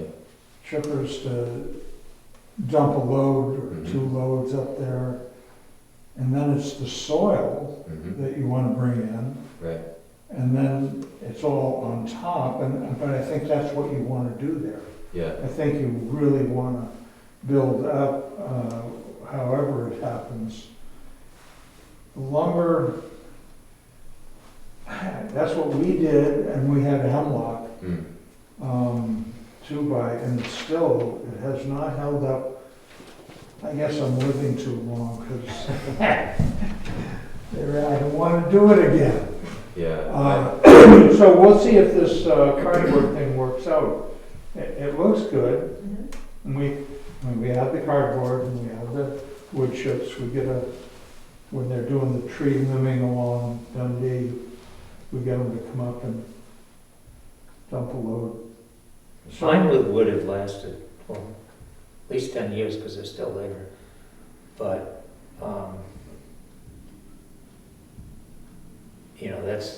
that's what caught my attention with those metal ones that are in garden supply there is, Yeah. they- aesthetically, they're probably not as pretty, but they probably last you forever. Like you could say that, you could use concrete blocks too. Yeah.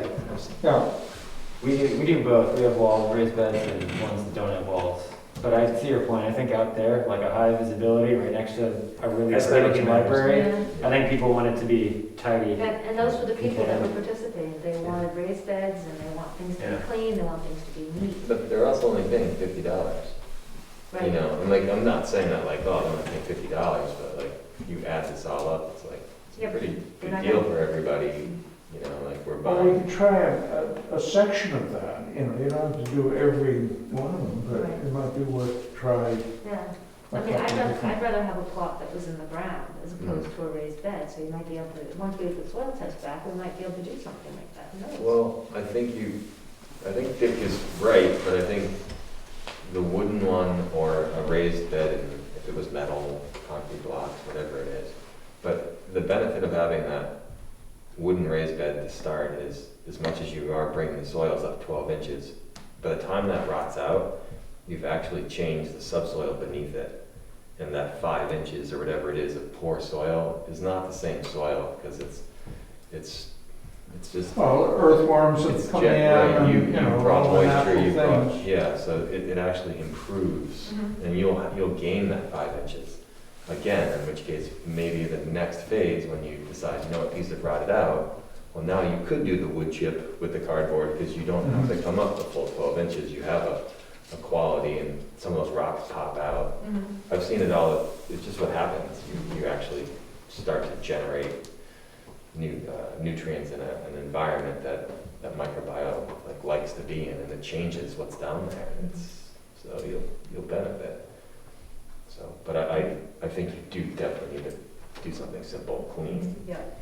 brought up. Yeah, I think the other, the late minute thought is, I don't know how they mow out there, but you want to make sure that the width between the beds is such that whoever's mowing out there has you've matched the width so that the mower can get through. Yeah.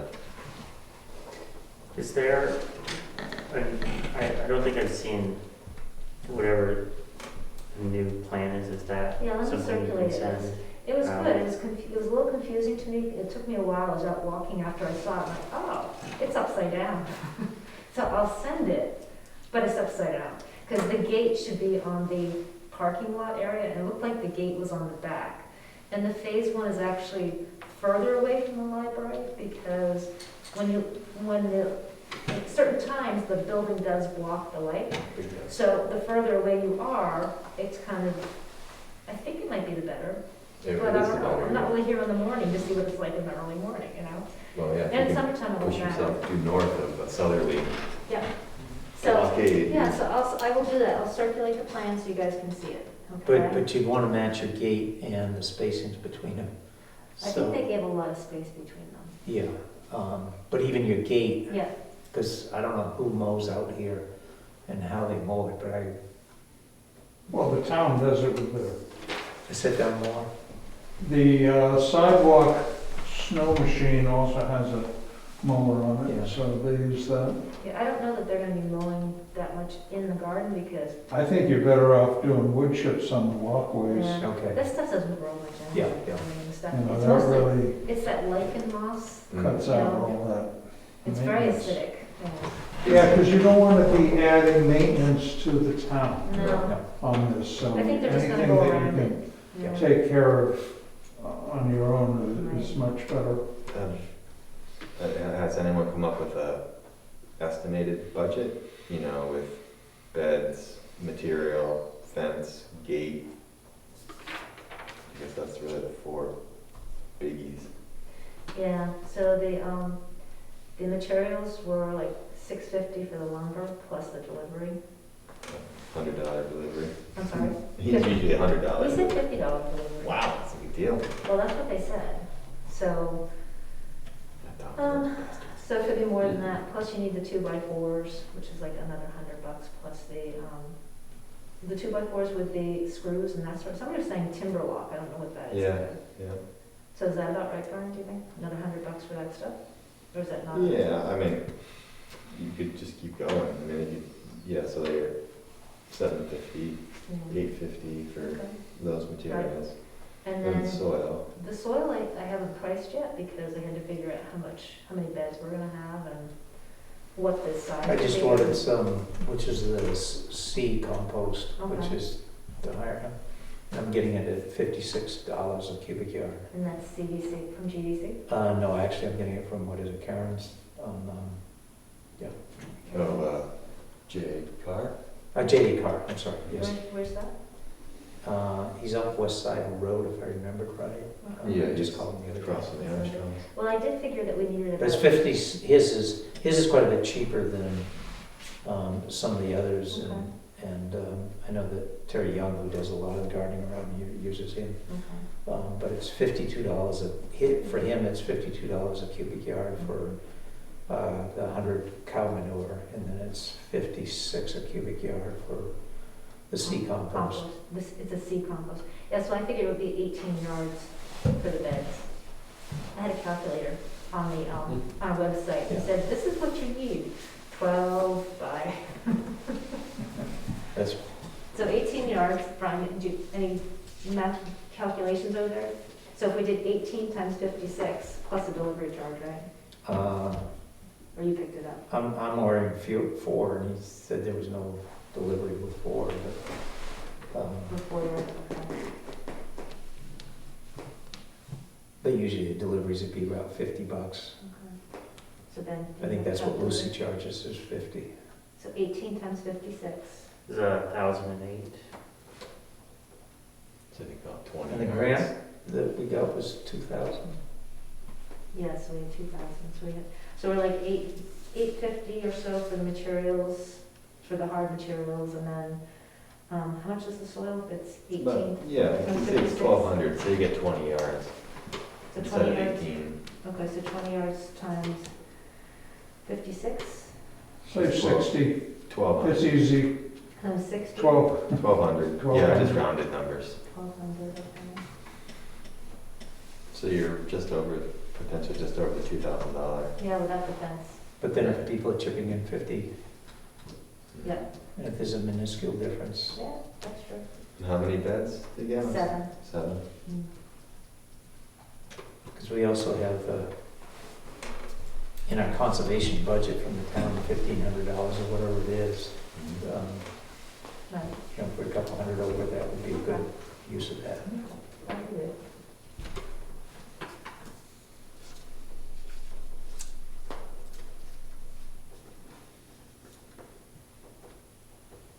Right, sound reasonable?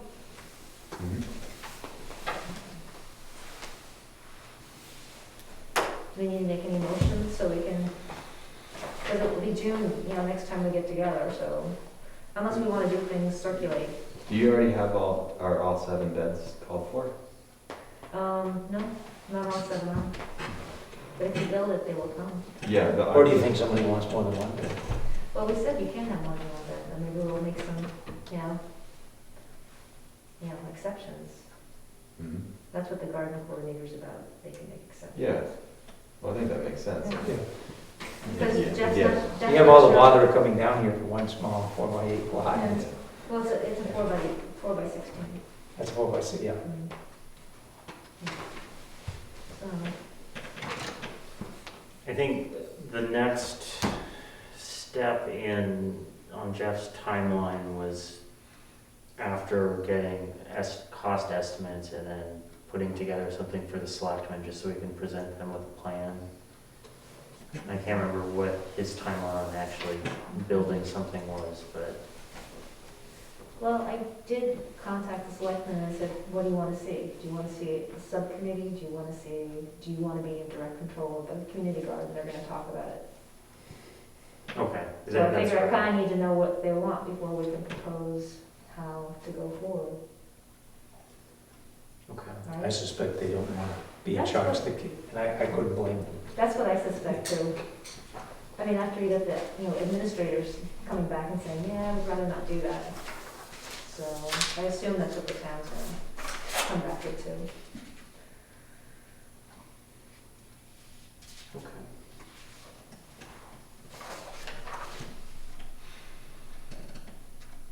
I guess I guess if we could firm up those the funds that came from the grants, Right. The town's holding those, yeah. pardon? I think the town is holding those. Okay. Do we have to vote to have the granted money for the garden be given to the garden to be used?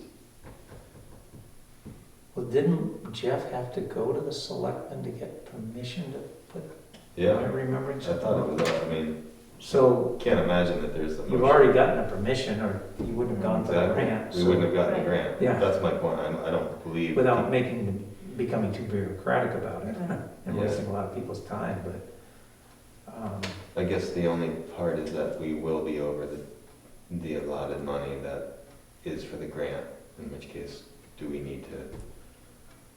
I don't think we need to go to the selectmen to spend out of our $1,500. Right. And I think we only need to make a motion to go over the 2,000, right? Like, we've already said this money is for the garden, Mm. so Pam should be able to spend that. But if it goes over that, then we'd have to come back here and make a motion to take money out of the $1,500 annual operating budget. Yes. Does that make sense? Mm-hmm. Right? Yeah. So you're saying that we don't need a motion in order to be able to spend the money among us? I mean, we know that from the town, we don't need to get permission from them, but we do have to agree. I think we as a group would have to agree that we as a group want to take money from that $1,500 fund. Or from the $2,000 fund for the grant. No, the grant, that's That's already, taken care of. Okay. that's So I already. think when we go above that, if we're gonna take it from the $1,500 fund. We should vote on it We need to Yes. vote as a when you group. need it. Okay. Right, to say, maybe if someone say, no, I think that money should be spent elsewhere and Yeah. the community should. So when it comes time to pay for the lumber or to pay for the soil, who goes and gets the money from the town to pay for it? I guess they send the invoice to the Mhm. town, right? Yeah, And then, And then you instruct the town to take it from the $2,000, and then if there's additional, whatever that is, we would vote to approve to have it in the town. but are you saying that I can decide at this point? How much of this goes for lumber, how much goes for soil, how much goes for materials, that sort of thing? That's what I'm just trying to figure out. I think based on the estimates you just gave, I think that's fine with me. I think it would be too slow a process if you had to come back every time and say, Yeah. oh, I just priced out this, I just priced out that. maybe the best bet is just to type it up in an email. Yep, Just circulate. like what you've come up with for cost materials and, basically like, hey, this is what I'm Here's the going final to. proposal. Yeah, and then we can at least look at it and say, hey, you know what, you could save $300 if you, Yeah, let me recommend you buy these fasteners and not this. that's cool. But I don't want to like Yeah. slow you down or hold your hand the whole way through, Yeah. because you could get to a point where we could quickly be like, Okay. don't buy that, Okay. buy this. Well, do I need timber lock, since I've got you here? Timber lock Um, fasteners?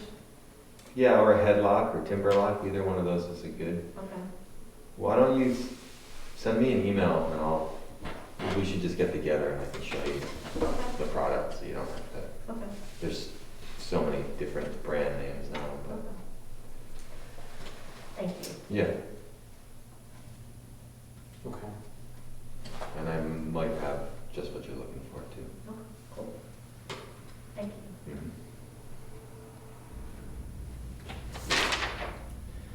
Let's go with the rules next, Ben.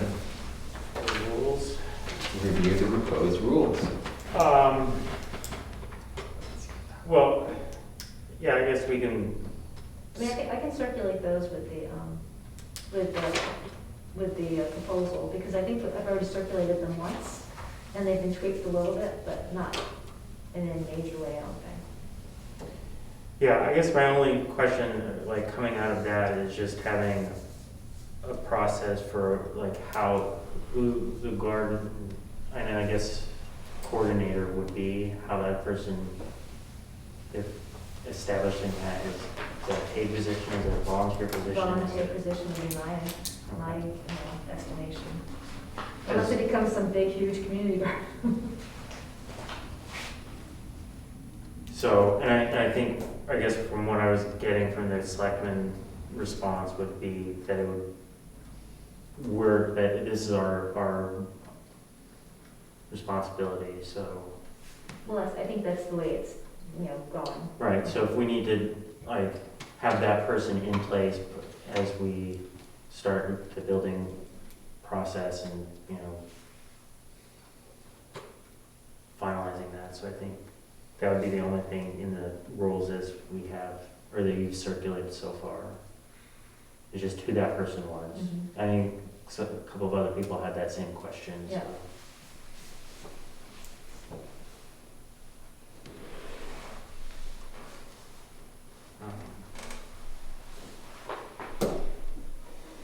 But it was, I'm good with that. Let's Good. get circulated all right, outside the meeting. okay. Wildcat River, I think was, we can skip that. Yeah, the only thing I was gonna say about that is that I have not done so, but I'll say this in a minute, so I'll get reminded at some point, but I was gonna look up how often that monitoring needs to take place. Okay. So I just need to say that out loud, so now it's in the minutes. So when I Yeah. don't do it this month, I'll see it next month in the I minutes, think it's every 3 years. and then I'll do it then. I think it's something like that, and I have no idea when the last time it was. I know. I'm pretty sure it's in the management plan, I Yeah. just didn't do it. Okay. So, now it's in the minutes, and I'll be guilty next month in doing it. Nice. Okay. It's a good system we have. Yeah, it's, It works. eventually. I haven't heard anything about conservation easements, so. Well, I mean, I guess I don't want to extend the meeting beyond, but if we're gonna do the Wildcat River just because of on the last minutes, we had, it's not on here, but it was new business previously was the horse manure and I was just gonna tie that into new business, but we can Okay. touch on that. well, let's just have it under, whatever, you can put it wherever you like. Wildcat River, I sent the letter. They cleaned, and regardless, it's been cleaned up, or they're in the process of moving it, so I think it's kind of a moot point. Did anybody get back to you, or just the process just started? I think no one got back to me, so.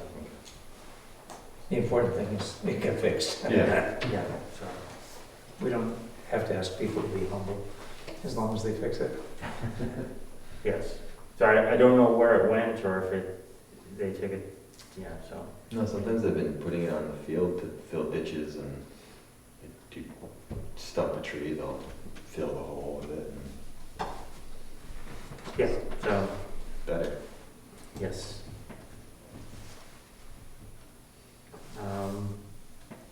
I guess a quick question on the wetlands permits.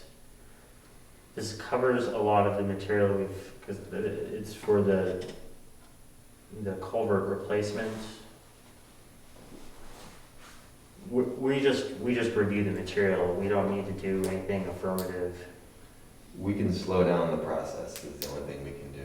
So when we review a wetlands application, There was one note in here, but go ahead. So we don't have the authority to stop anything, but we can say that we don't agree with it, and then that slows down the process effectively. And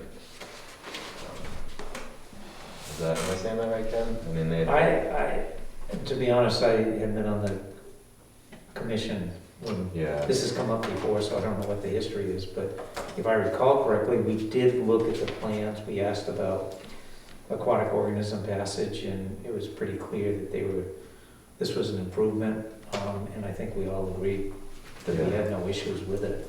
That's my recollection from 1 or 2 meetings back, without checking the meeting. no, I meant, I didn't know if Ben was making a general statement Yeah, about wetlands permits in general, like when we receive one. Correct, like there, Right, so, I know we've gone out and looked at them before, when there was a wetland subcommittee. yeah, and so we can sign off, and that immediately says like, hey, the Conservation Commission looked at this, and once they receive this, we can go forward, or there's a, where is it? I can't remember what it's called.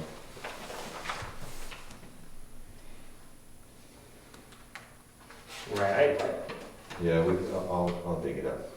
okay. but on this particular project, I don't think we need a site visit, that's my own personal opinion. But Brian is correct, if it was a big wetland impact, we probably should do diligence and go out and look at it, as opposed to just working off of paper. Yeah, we typically always went out to them Yeah, and walked the sites. I mean, I know the Quick site, Route 3. so I'm comfortable saying what I'm saying, but, because it's not pretty far from my house. In this process too, does it make any different in our decision-making process that if it was done by the state agency versus a private landowner, that the diligence is a lot higher on the state agency or the steps? I would guess it is, because the state has it, but you can't always count on that, but in this particular instance, you know, essentially, they've got a culvert that's, the state has really moved in the direction they're trying to get towns to move in, that when you replace culverts, make them big enough because of the changes in flows, Right. and, you know, also, if it's a stream that has an aquatic organism passage issue with it, it should be a structure that's dealing with that issue. Those are 2 biggies that I see, and this one, we asked whether it was embedded and so forth, they came back with all the answers you'd want them to see to come back with. Right, and I think that their argument is that it's undersized for its current use and it's overtopped frequently, so. The existing one there, yes. yeah. And that's gonna be a problem with a lot of culverts. Yeah, and that seems to be, I mean, everyone on Iron Mountain, Many of them are, because you can see when they Reserve hammer Road. through, when when the flow gets too much, it hammers through, and you'll see them blow a hole. Like the one on Wilson Road, it just finally just blew a hole right straight up through, and that's not atypical. yeah, Reserve Brook Road is, Yeah. like Hall Trail is famous for that all the time.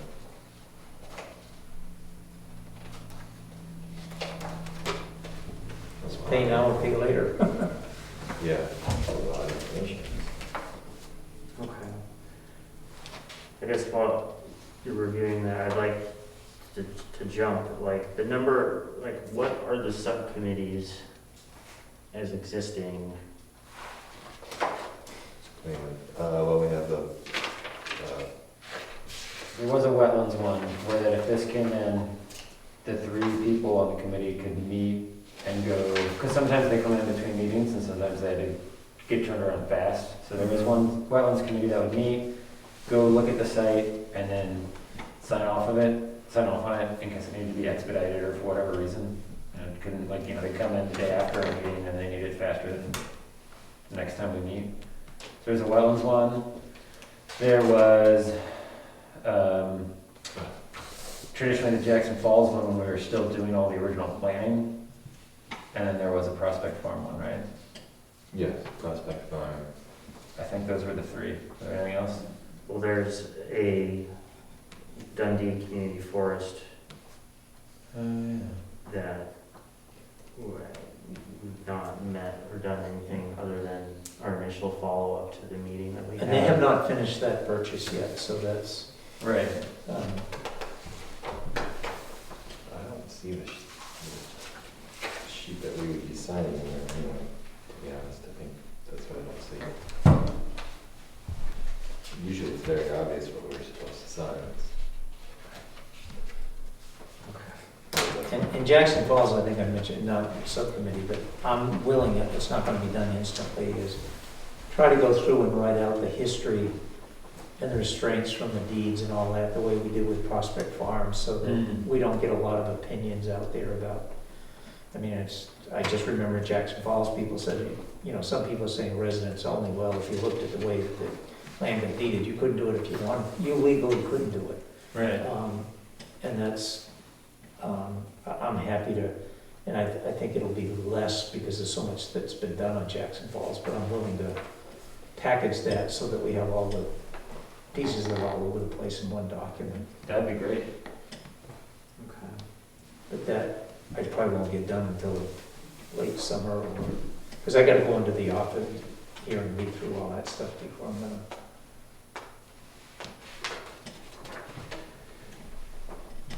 So in this instance,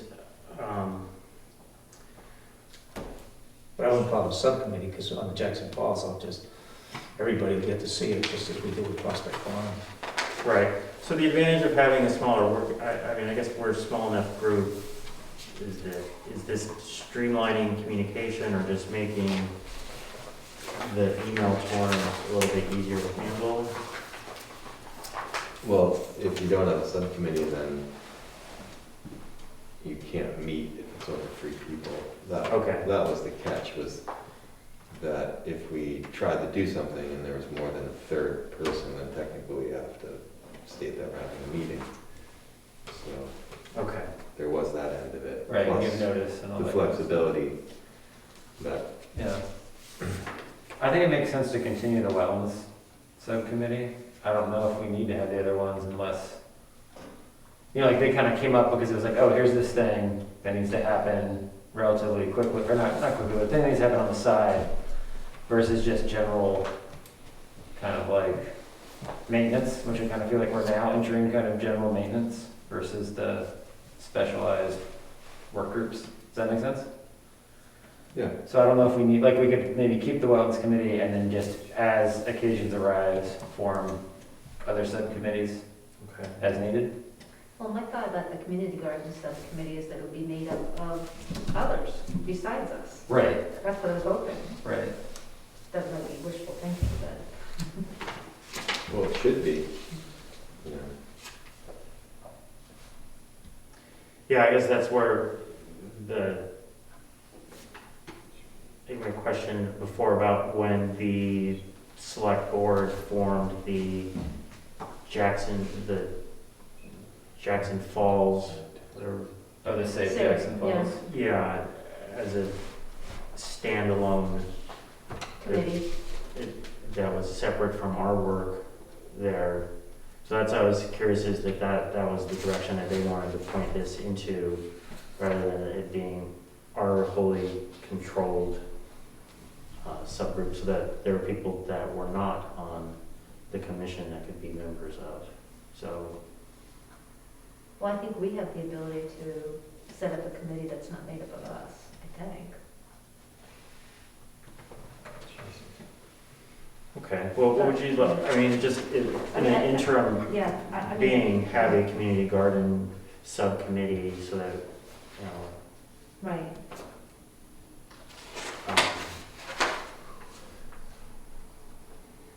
um, I guess we can leave that on the table for now, but. But you're thinking that it'd be like, more like the Save the Jackson Falls type of thing, is that what you're thinking? So it's a separate thing that doesn't really have anything to do with us?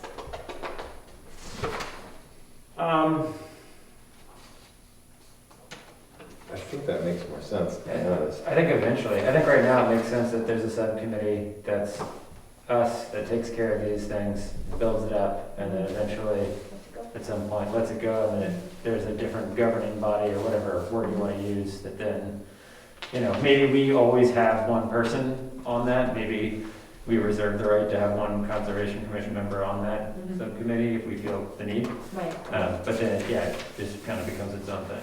I guess that's kind of what I always thought. That's my feeling, Mm. my feeling as well. I think that there should be the opportunity for a board member to be on it, but I don't think, I mean, just like all the other, I don't know. I don't know why we create another thing for us to try to manage. And then that way it's the spirit of community, it's community-based and community-driven versus town-driven. Yeah, just because we don't have a rec department.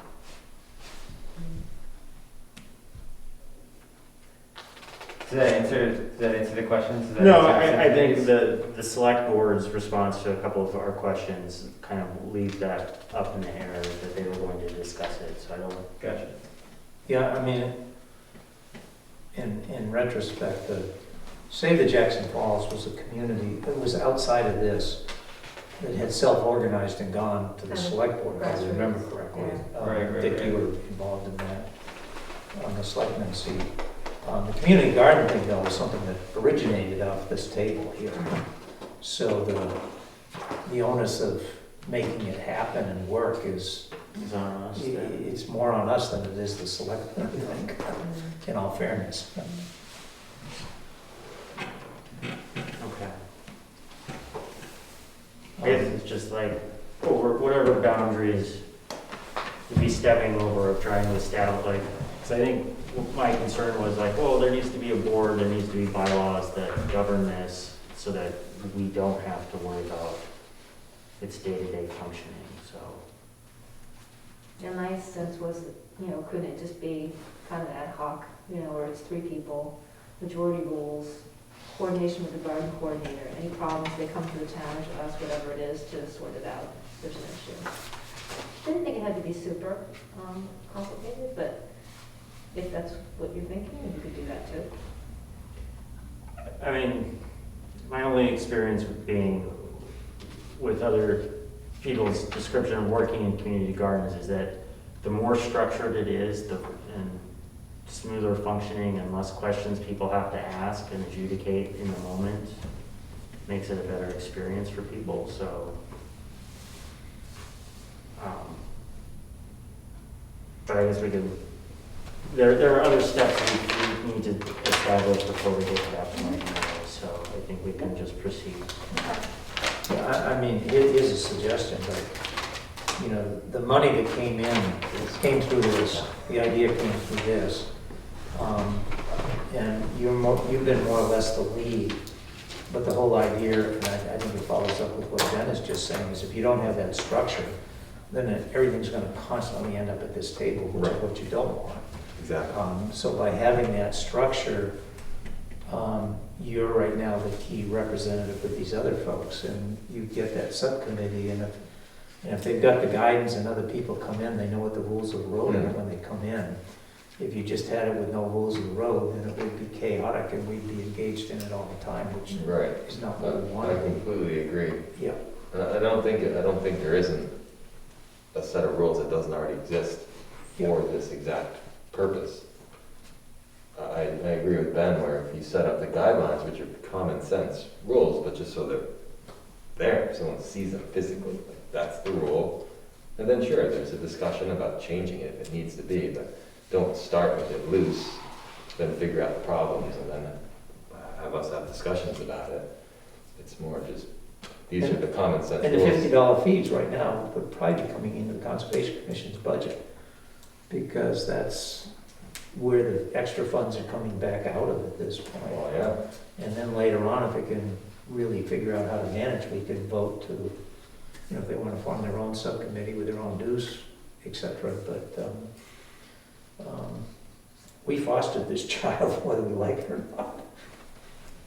Yeah. Well, yeah, I want it to be successful, Yeah. so. They don't. I think clear, simple rules based on a successful, already existing. And I think the rules, as you circulated, are straightforward and Yeah. clear. It's more of when there's a disagreement about who gets to pick who the garden committee or the garden coordinator is. And if it comes back to us having to make that decision or be a tiebreaker or in that process, I guess I'm just disasterifying. Right, That's and that's fine, worst case scenarios happen Yeah. sometimes, so better to nip it at the bud.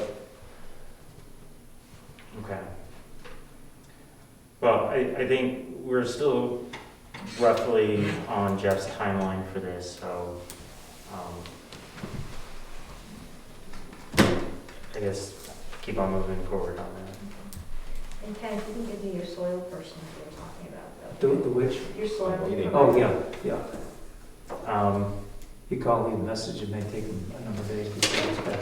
So- On this, I'll review it. I feel like there was just some note on here that said Conservation Commission signing off on it. Yeah, but I don't, usually Yeah. we would have there'd be a little orangey piece that could tell us.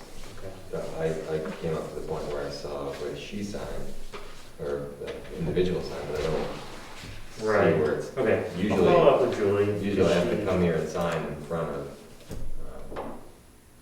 the clerk, one of the clerks. Okay. I'll check on that.